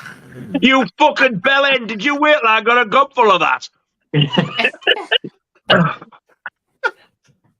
Oi, bellends, Kioras, albatross. No, it's all right. You go too Walking far around with that, fall over and stand up with ice cream down my face. Goes, what a bellend! Get out, you fat fuck! And we've got my mate Liam from work. Hello, mate. Good to see you here. Hello, Liam from work. AKA Newt. And we've got Slipknot fan here saying, what do you guys think of Falling Down starring Michael Douglas? Brilliant film, one of my favourite films of the 90s. Great story, amazing acting, and yeah, it's just such a well acted film. Really enjoyed it. What about yourself, Nigel? I've only seen it once. There was a lot of hype about it, and I thought it was all right, but I thought it was very overrated. Mm. It wasn't what I was expecting. That's fair enough. I can understand that, definitely. What about you, Delboy? Yeah, I liked Falling Down. It was one that I saw at the cinema. I didn't know too much about it at the time and enjoyed it. And then I got really excited about getting it on Laserdisc, and I got it on Laserdisc and watched it. And then all of a sudden, it's sort of like it's been resurrected this year as a film to talk about. And for years, I haven't thought about it. It's like been one of those films that when people talk about Michael Douglas, they don't really talk about that film. They talk about all the other stuff. Game. Yeah, it's in the Game, you know, and all of that sort of stuff. And Falling Down rarely ever got talked about. It's a good film. It's an entertaining film. It's not going to blow you away. It's, you know, it's just you will get an entertainment out of watching it. And you'll probably talk about it at the end as well. Mm. All I can say about it, really. Yep, awesome stuff there, Delboy. What about yourself, Keith? Is it me or is it the opening sequence to that absolute genius? I feel you feel what he's going through at the opening sequence of that movie. The You know, cars, it's you just mean, the cars part, yeah, where he's my God, it's just the way it's shot. It's just incredible. I enjoyed the movie. It's not one of my go-to movies. I leave it between years to watch it, but every time I do watch it, I always enjoy it. There's one particular scene I love is the bit with the rocket launcher and the kid coming up. Yeah, Taking around the movie set. I just thought that was absolutely brilliant. And the bloody weapons. And the bit in the golf course as well. yeah. You know, I thought it was fantastic as well. But it's a good movie. It really is. I know for an absolute fact he's a huge fan of it. Awesome stuff there, Keith. Really glad you enjoy it. And yes, Sandy, you're a fan as well, aren't you? Yeah, I love it. It's probably my favorite Michael Douglas movie. Awesome. To behold, it's kind of this is weird because it's kind of a special film for me because it was one of the last films I watched with my friend Rich, and it was I just love the film. It's one of those films where it's on the move all the time and it never stays in the same place for too long. There's always fun scene after fun scene. You know, the gangland stuff, the bit with the Nazi, the stuff in the fast food place, the golf course. It's always on the move and it never lets up. And I just love that about it. And yeah, Robert Duvall's great in it as well. Yeah, it's just a really, really great fun film. Absolutely love it. And one of Joel Schumacher's best. Yeah. Until Andy just mentioned it just then, isn't that quite right, the pace? Because the police are always one step behind. So as he keeps moving forward, they're going into the store where this crime's been committed, and they're always behind. And they're always a scene behind. So it's basically quite well paced. Yeah, I forgot all about really that point on the film. Yeah. Awesome stuff, Andy. Really glad you enjoy it, mate. And what about yourself, Jordan? Yeah, same as Nigel, really. It got built up for me a lot, and I just thought I thought it was a good movie, but it didn't blow me away or anything. I didn't really like the ending, to be honest. What happens and stuff. It just I don't know, it just didn't sit right with me, to be honest. But I thought the start was great, like Keith said. I mean, it's just a really intense opening, and it's fine. It's fine. I don't love it, but it's a good movie. It's a good concept. Yeah, definitely 100% agree with that. We got Alex saying I watched Night of the Demons 2 and 3 from Screen Factory. First time in years. Great films, perfect October watches. I actually haven't seen the first one, to be fair, but I've been meaning to watch those films for quite a while, so I will definitely get around to watching those at some point. What about yourself, Nigel? No, I've never seen any of them, but when I seen that Scream Factory were doing all 3 of them on 4K, I thought, oh, I wouldn't mind getting them, but No, it's only the first one. It's coming out. It's only the first movie on 4K. The other 2 are Blu-ray. Oh, yeah, sorry, that's right, yeah. But it's the first time they've released 2 and 3, isn't it? Yeah. So I was thinking, oh, I wouldn't mind it, but you've got to sort of prioritise now. Yeah. There's that much stuff I want, but I just can't afford it all. So and they're not sort of like top of the list, but I would like to see them. Awesome stuff, Nigel. What about you, Delboy? I was going to do a little thing then, turn around and say, fucking horror again. Fucking, where's the science fiction? Fucking hell, we've had too much of this fucking horror schlock. What the fuck? You know what? Since I said that about that science fiction, he's been sat in his ass chewing over that, waiting for that. Unlike him, where he sulks, I just fucking laugh at him. You want fucking horror? Go to a cutlery store, fucking get some knives and start going out there and fucking no. See what I mean? Just laugh at the cunt. That's all right. I'm enjoying myself tonight, honestly. Demons 2 and 3. Night of the Demons. I'm pretty sure I probably have watched it back, in the day, because I was into an awful lot of horror films. I went with my friends. We went to horror fests. It's just I can't remember. And from that point of view, Screen Factory means nothing to me other than they're a distributor. See what I mean? I don't buy boutique stuff. I just buy what I want. So yeah, sorry. Moving on. No worries, Delboy. What about yourself, Keith? I bought 5 movies from Arrow.com or Amazon.com. Now, I don't normally do this, but I wanted these movies for the month of October, and I spent over the odds on them. So Night of the Demons was one. And I had every intention of just basically doing a video of them 5 movies. But I was so unbelievably blown away by how all 5 looked. I actually done individual reviews for each one of them. Night of the Demons wasn't love at first sight. I'm not going to lie. I only watched it for the first time 3 years ago. And I absolutely hated it. But I stuck with it. And now it's a movie I have to watch every October. It's a great setting. Whole house. It looks incredible. Some of the practical effects is very good in it as well.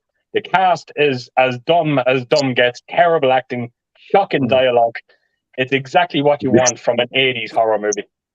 And that girl is in it. I know the minute I say it to Nigel will probably go out now and get it tonight and try and watch it tonight. What's her name? She's in Return of the Living Dead.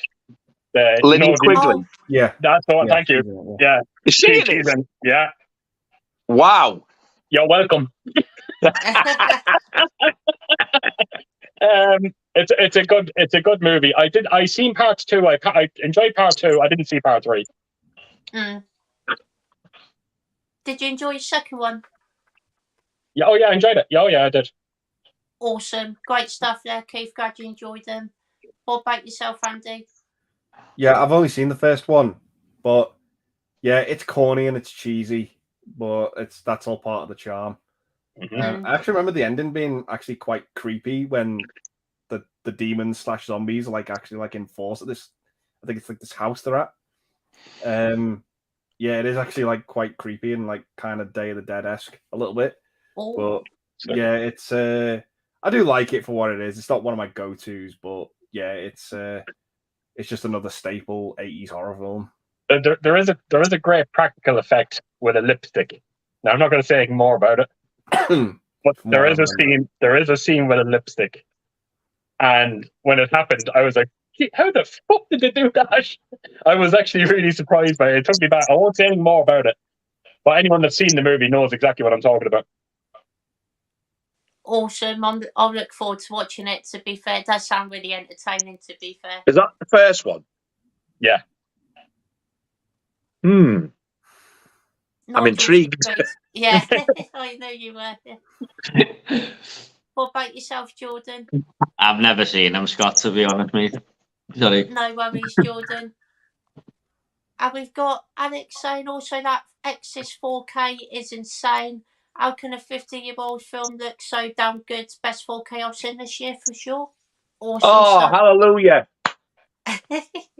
Yeah, to be fair, from what I've seen of it, I haven't seen the 4K all the way through, but I really don't get the complaints that I've seen, to be honest, to be fair. But I thought it looked pretty good anyway. But Nigel, you agree as well, don't you? It looks absolutely fucking stunning. And the amount of people whining on about it, I don't get it. I do not get it. One of the things they said something about, there's a bit where the train, it's coming under the, it's coming to pull in the subway thing. And I seen John had done a screenshot. He'd done the Blu-ray and he did the 4K. And people were saying that the blue on the 4K, it's like it bleeds out. It looks awful. It blew on the 4K, it blew the Blu-ray fucking way. I was like, where are you looking up your asses? Honestly, the hate that this transfer is getting, and it is 90% predominantly, even in the States, that they're just moaning about it like hell. Yeah, I have noticed, to be fair, but yeah, it does look really good. Somebody told me, it's got orange-faced sheep. I thought, there's no fucking sheep in it. Orange-faced sheep. Orange-faced sheep. Blah. Silly cunt. I think it looks absolutely fucking phenomenal. I do. I agree as well. Awesome stuff, Nigel. What about yourself, Delboy? Well, like I said, I was so happy that Nigel got a very early version out on YouTube of his steelbook of it. I was mesmerized as soon as he got that out, and he was talking, a little bit about the film. There wasn't too much about the transfer at that particular time. He was looking forward to watching it himself, all of that. And then therefore you build up your own excitement, to get your own copy. Because it is a stunning, set. It really is nice. And I agree pretty much totally with what Nigel said. There's too much. Oh, the elements at the beginning are all expanded, and the circles are more like ovals, and it's all hazy and all of this, and then you get to the city, and it's so much better, and it looks night and day, and I'm going, it's a fucking 1973 film, you stupid sad cunts. So I feel like saying, I'm sure the film that you made looks far fucking better on 4K telly. Yeah. So again, it's everybody moaning about something where it's a film, and it's a classic film, and a film that's enjoyable, and one that you can sit back and go, I remember this bit now. Don't keep going on about orange sheep, fucking blues. You do my head in, people, when you start doing that. Watch an entertaining film and know there's a bloody good version for you out there. Exactly. It's readily available for you, which you wouldn't have had years ago. So that's all I'm going to say. That's one of the scenes I've heard the people in the States say a lot of. The where she levitates off the bed, that whole, basically the whole exorcism scene. The room's more blue. It was always green. How the fuck do they know that he wanted it originally blue, but they couldn't do it? They didn't have the technology. Yeah, the film stock went fucking rank. Oh God, shut the fuck up. I do agree, to be fair. I think people have been complaining way too much about it, in my opinion. What about yourself, Keith? What he said shit now. I haven't seen it. I was waiting for my deluxe release on Monday. I know there's a lot of people anticipating me reviewing it. I'm dreading it, if I'm completely honest. This is the one movie that when I do my video, I'd almost like to knock the comments off, if I'm being completely honest, because I know what's going to be coming my way when I do review it. In case Nigel gives you loads of shit. Well, I'd knock them off for that one video. I really would. In case Nigel comments and give you loads of shit. Your video, you're entitled to your opinion on your own fucking channel, no matter what they think. There's so many factors in. Look, I already have an issue with it. I know I already have an issue with it. I think from what I've seen so far, it looks too vibrant. The colors look too rich. Now, again, and this is what I'm always saying this, everybody's setups are different. Everyone's going to have a different viewing experience. Yeah. And that, so I'm just going by John's screenshots. Now, I know you take them with a cup of tea, but the colors looked a little too rich from my taste. Don't get me wrong, I don't mind rich colors. I thought it looked incredible for most parts of Creepshow. The richness was actually an added bonus to that movie. But for The Exorcist, I don't know about. Now, I've been hearing the usual shit, the picture bleed, bull crap. I'm not going to look. It's one of those things with me. If it's not worth talking about, I'm not going to fucking talk about it. Simple as. Yeah. I did hear that the final Exorcist scene, that DNR has been applied. Now, I don't know how true that is. If that is true, I will knock the living shit out of that transfer.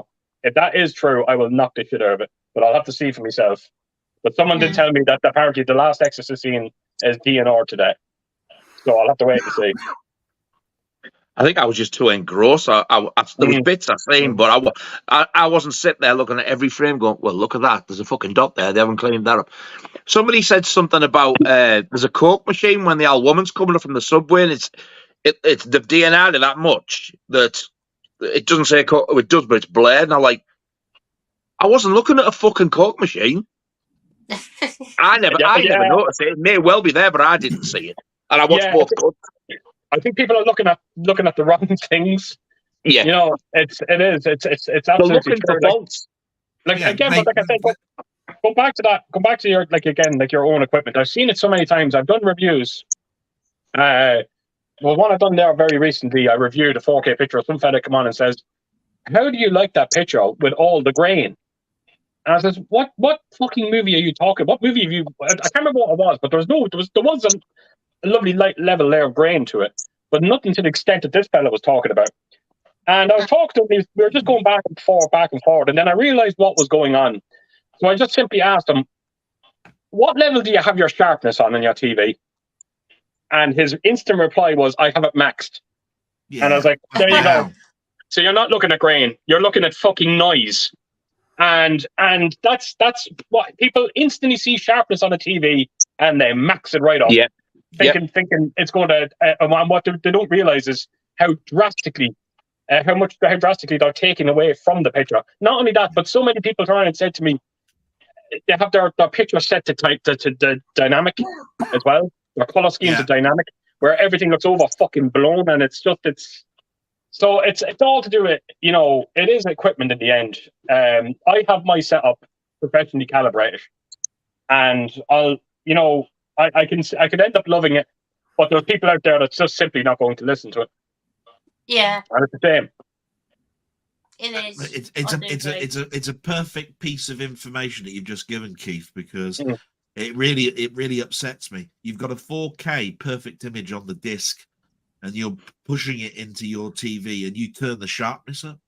It's a zero sharpness thing. In fact, sharpness should be hidden when you're actually watching a 4K film. Absolutely. Absolutely. So, like I said, that's what I'm going to do. Look, if it's not worth talking about, I'm not going to fucking talk about it. Simple as. Yep, could definitely understand that, Keith. Yeah. 100%. And what about yourself, Andy? Yeah, I went to cinema to see it in 4K. And I was sat on the front row. And I was blown away. Wow. The only thing I'd say about it was, and I'm not a stickler for watching a 4K and picking out its flaws and tearing it to pieces. That's not me. But when it got to the exorcism scene, it did feel like I was watching a DVD on a 4K TV. Right. Wow. The quality of it really did drop. That's DNR. That exorcism scene. It was very, very noticeable for me. But for me, that is a little flaw in what is a 95% perfect transfer, in my opinion. Apart from that, the quality of that scene. The biggest testament I can give it is the image is fantastic, but my God, the sound is something else. That whole opening sequence, the sound of the blacksmiths hitting the metal, the dogs barking, I've never heard anything like it at the cinema, and it was incredible, absolutely incredible. And yeah, that's all I can really say about it. The movie for me otherwise looked perfect, apart from that for me, that very noticeable dip in image quality. I think that's I did say that to somebody, funny enough. I kind of like the way Andy mentioned the sound, because I was talking to John Clancy and he turned around and he said to me, "Are you looking forward to seeing it?" And I was like, "I'm probably much looking forward more to hearing it than seeing it." Wow. Because I thought the Blu-ray already looked absolutely spectacular. But the sound could massively improved on. And when I heard that Dolby Atmos was a part of that 4K release, I was like, wow, this is going to be very interesting. So yeah, the sound is more interesting to me. It's just the little ambient noises. I love that. You hear in the film. It's just everything is just turned up. Nice. And that scream at the end when Merrin comes into the house. Oh wow! Oh my God, it was incredible. I'm fucking jumping the knob. I'll tell you with that. Oh, yeah. What the fuck? It's fucking terrifying, that bit. And I put because I got the 4K the other day and I put it in, and my God, that scene where she's on the bed and the sticking all the needles in it and the blood spit, the red of the blood. Oh, fucking hell, it feels like you're actually there. Yeah, in a hospital ward watching someone being operated on. Oh God, yeah. For me, it was just that exorcism scene. It dipped for me on what would have been a perfect transfer. Yeah. She's lucky she wasn't murdered with that creepy ginger fucking doctor next to her. Yeah.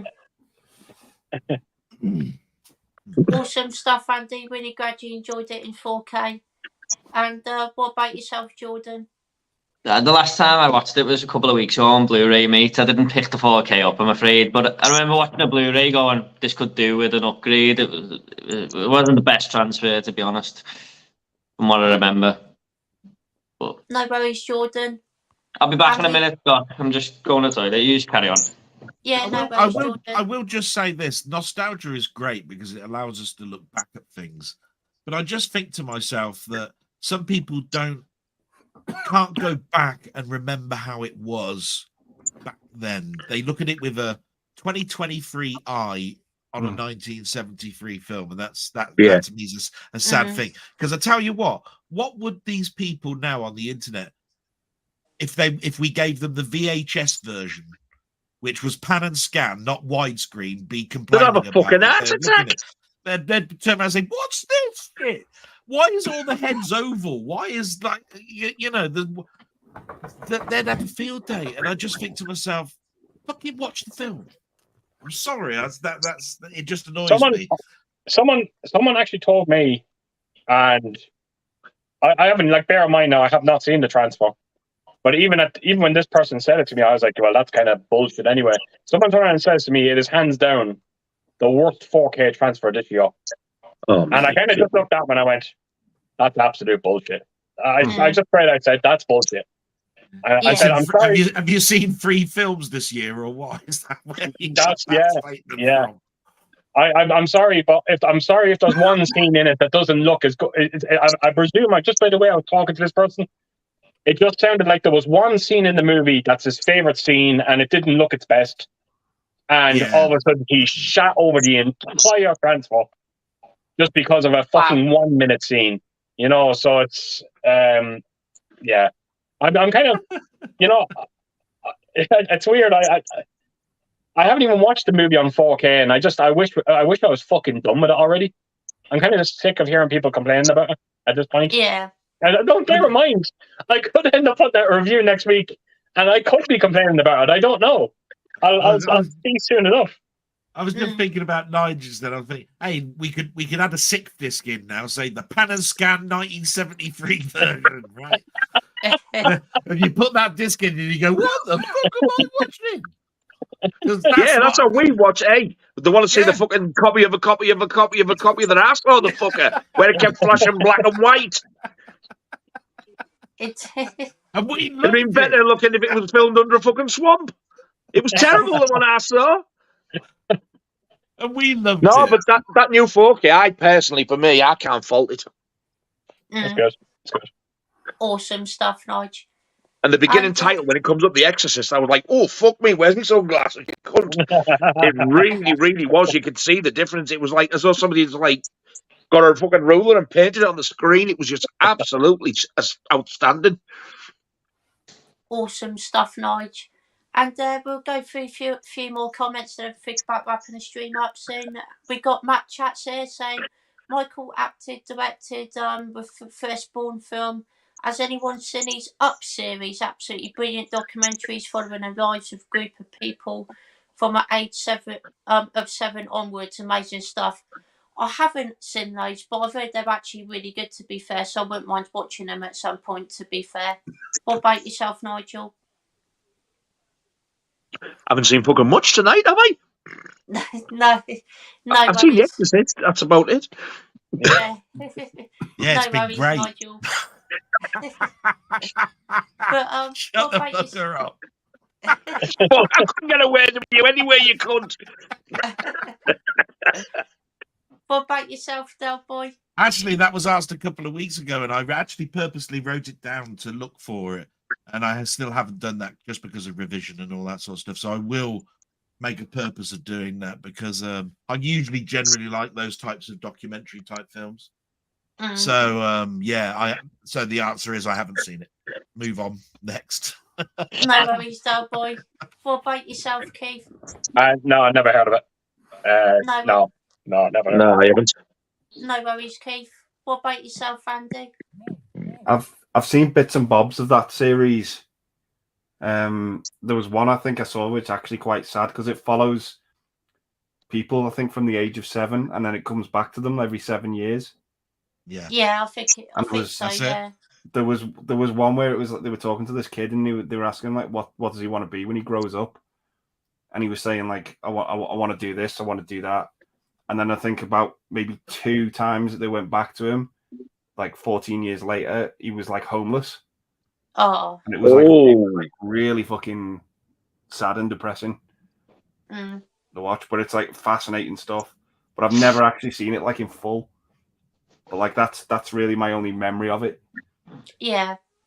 Yeah, I think Nigel would have to remind me, but it was the BBC that first started this 7 years on thing. It was like a panorama, black and white in the 60s type thing when they were at school, and then 7 years on they'd gone to secondary school, and 7 years on, and then because they tried to get all of the characters back together, you then saw later on that some of them, like one of them had died recently or whatever it was, and it was just great. In fact, I think it was first introduced to me when it was at school, when they wheeled in the old TV. Do you remember when they used to wheel in the TV and put a video in and watch like how we used to live and all of that sort of stuff? I think it was a major it had like a black guard on either side and one at the top to keep the sun out as well, the one we had.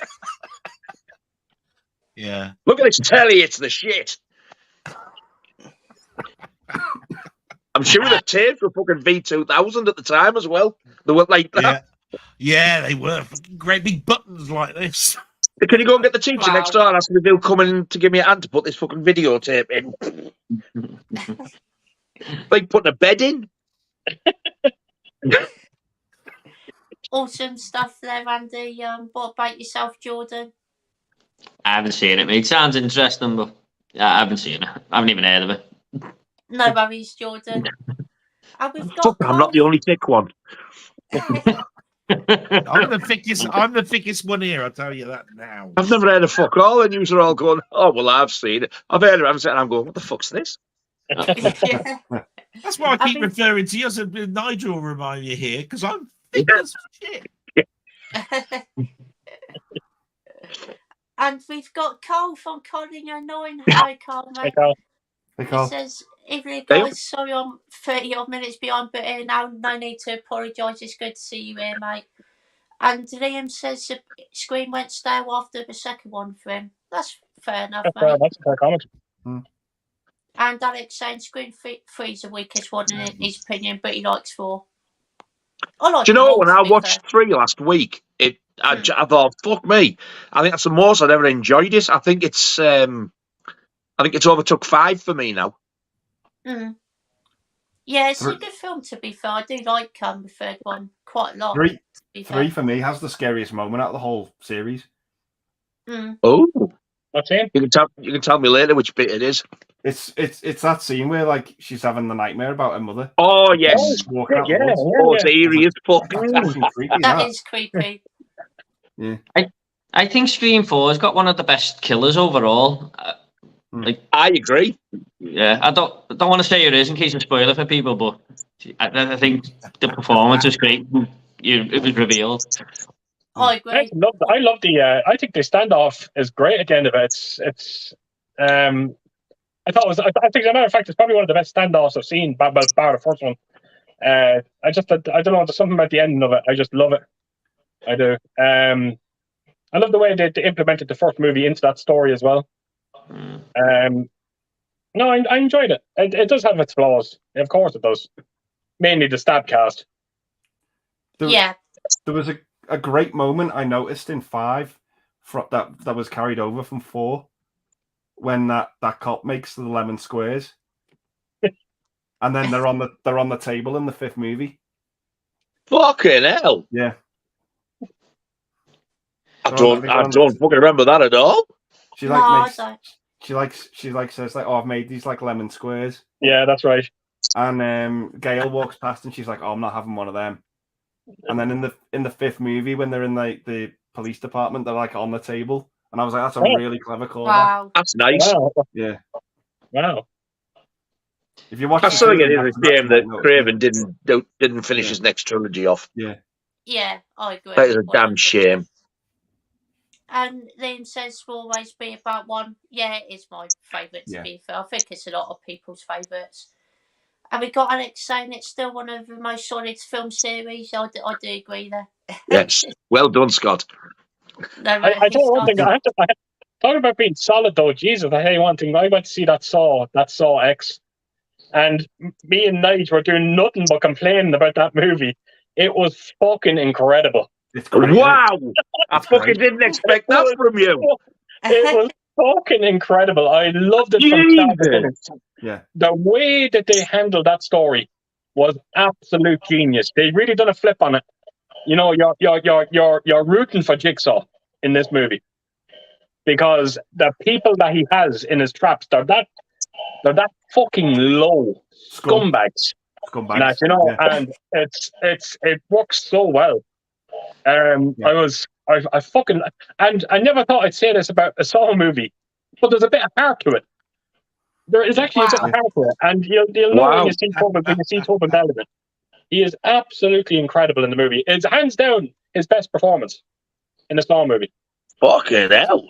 Actually, has actually anybody done that? Have you got a circle of friends or something and think, if you're in a Saw film, I know exactly what trap I'm going to lay for you, you bastard. I wonder if anybody's actually done that in their own head and said, I know exactly how I'm going to kill Nigel. I know exactly how I'm going to kill Andy. I'm going to stick him in this thing and there's going to be pins coming there, you know. So.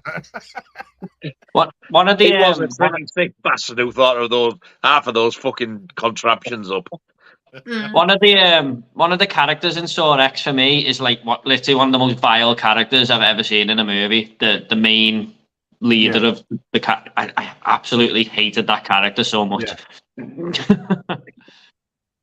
Awesome. I really want to see it now. Yeah. I didn't, but I've heard that many good things about it. But I thought when that was mentioned, now that Keith's going to say, "What a load of fucking shit," because he was as bad as me about them. Like, what the fuck? They should have stopped after the final chapter one. And when he said that, I was like, "Holy fucking shit!" I certainly didn't expect that. Yeah, it fits in beautifully. It fits in very nicely. I can't say nothing to you, Nigel. All you have to do is see the first 20 minutes, and it'll make all the sense in the world to you. Right. It's like everything you'd expect from a Saw film, you don't really get in the first half. Yeah, it's like the first half. Wow. The first half built it goes down a different path and it builds up. It's building to something. Yeah, and it goes down this path, and you think, okay, how's all the Saw that we know gonna integrate into this?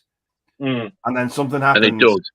Something happens. It clicks, and then it goes, oh, okay, we're in for something here. We're in for a cool ride. And that's exactly what it does. And all the violence, all the gore, it's justified in its end. Yeah. With what it's the moments in between the traps as well, because it's not your typical Saw movie where, okay, this person dies, on to the next person now. There's moments in between each trap. You know, they build them up. It's not like it's not like your typical Saw movie. There's time in between traps, and you're going to appreciate that time when you see it. It just makes all the sense in the world when you see it. It's very surprising. Awesome! It sounds great. To be fair, I'm looking forward. It does. To I can't wait to get it and put it on the shelf. I came out this cinema going like, oh wow, that was a really good, solid horror film. Really enjoyed it. For the 10th movie in the series, I was like, this is really good. Did you enjoy it as well, Jordan? Yeah, the top 3 Saw films for me. I think 1, 2 the best, and then probably Saw X. Definitely shook it up the franchise a bit, and I actually can't wait for them to do another one now if they end up doing another after seeing this. Well, they can do it, can't they? They can actually do it, though. They can actually. There is space there. Yeah, well, put another one in. So no spoilers or nothing, but it does look like it's going to carry on. So yeah. If they'd have done it right and not killed off to begin with, they wouldn't be fucking about like this now, trying to make it right. Well, having said that, Nigel, useless bastard. If they didn't do what they'd done to Jigsaw, this movie wouldn't have made any sense. You know, so you'll know again when you do it. Right. I'm intrigued to see what this is all about now. I am as well, to be fair. We've got Carl saying, I know Keith did, but did anyone buy the Halloween steelbooks while connecting with Shout Factories? I understand it was a licensing issue, but very frustrating. They didn't match. I didn't get them, no, but they do look pretty cool, though, to be fair, and I probably would get them at some point. What about yourself, Nigel? No, but if I cut me arm, would you like to rub some more salt in the wounds? They don't match. They do, don't they? I don't. I think what Carl was on about was the Scream Factory ones not matching. You know, because it's like the steelbooks and it doesn't match the Scream Factory ones, 4K releases. Oh right. Oh no. Yeah. That wouldn't. I think it looks a really nice set. That wouldn't bother me. That. No. But no, I don't have them. No worries, Nigel. What about yourself, Delboy?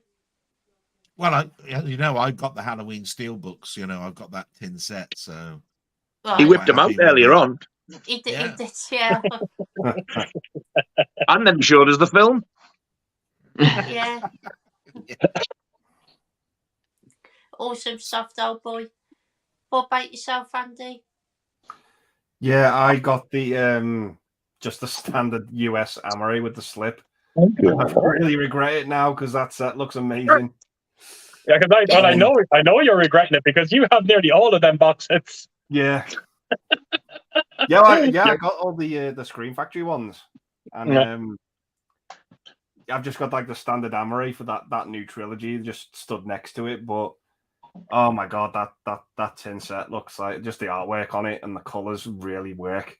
The orange, the blacks, and it just works so well in my opinion. Can I give you a bit of advice, Andy? If you actually do decide to pick it up, Andy, even yourself, Nigel. I only found out about this.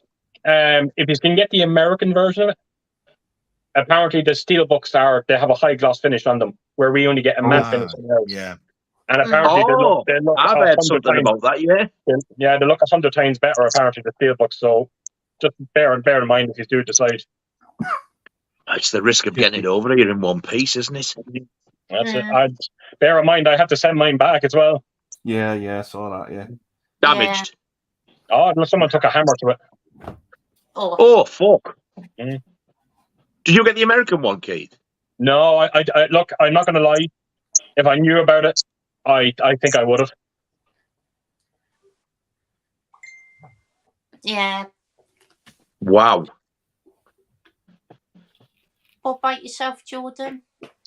No, I haven't picked it up, mate. I'm not really a big steelbook collector, to be honest. I've just picked up the 3 Amarais from the David Gordon Green trilogy. It's 3 for 30 in HMV at the minute, so I've just grabbed them, to be honest. No worries, Jordan. Awesome stuff.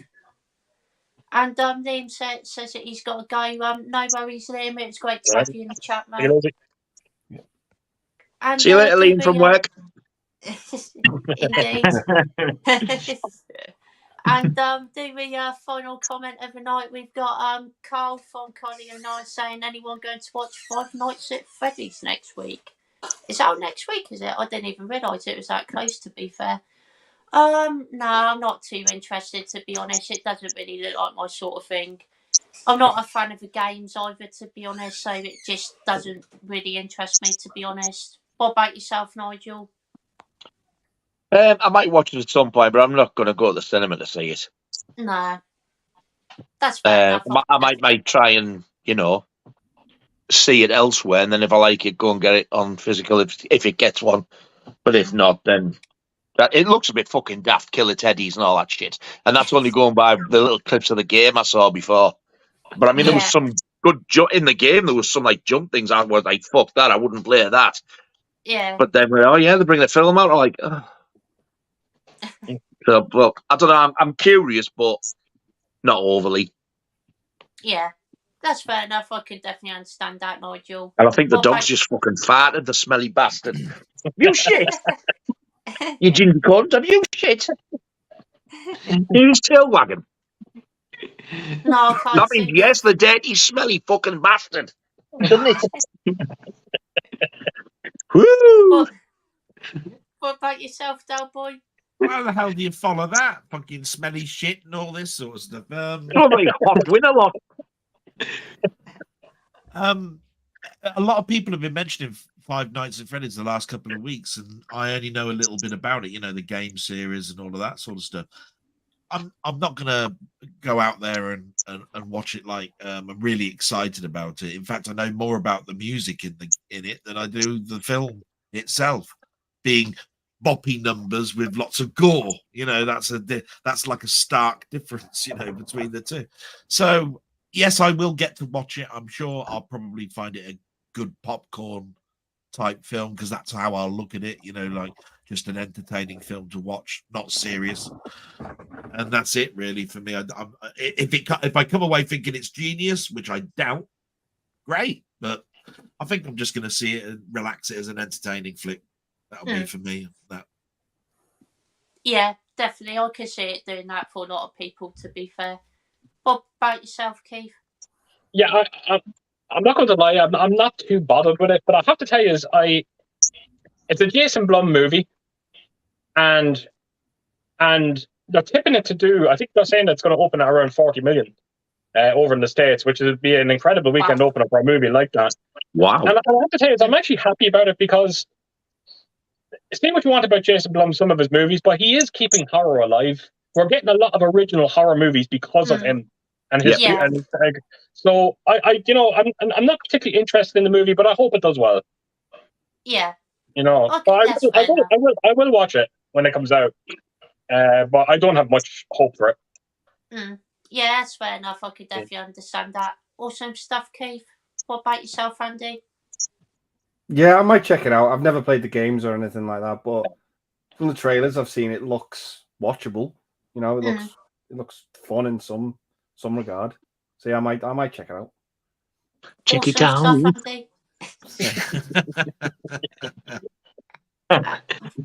What about yourself, Jordan? Yeah, I'm going with my wife next week, mate. She likes the look of it. So I've never played the games, but we basically go and see every new horror movie that comes out. We've got limitless passes and stuff. So yeah, definitely going to go and see this one. I think it looks fun, to be honest. Awesome stuff, Jordan, and I really hope you both enjoy it as well. Cheers, mate. No worries. And that'll be it for tonight's stream, everyone. Again, thank you all so much for your amazing comments tonight. Really do appreciate it. Again, apologies to some of the comments that I didn't get to, like always, but thank you all for contributing. I really do appreciate it. And of course, thank you all to all you guys for joining me tonight. I really do appreciate that as well, as always. Thank you very much. Thanks for having me. No worries, it was great to have you on. And Carl says, thanks, guys. Great stream. We'll watch the rest. I'll catch up tomorrow. Thank you so much, Carl. Really do appreciate that. And we all know what happens before the end of the live stream. Yeah, me and you do it while these fuckers look at us like we're not right. Yeah. What are we doing? Well, he's going to put a bag on his head. And we're all going to do a Liam. But yeah, before we do that, bye everyone, take care. Here we go. Links in the description as well. Give all these guys a sub. I forgot to do that bit. Put all amazing channels. But Can't bend down anymore. Fucking 2, 3. Shine.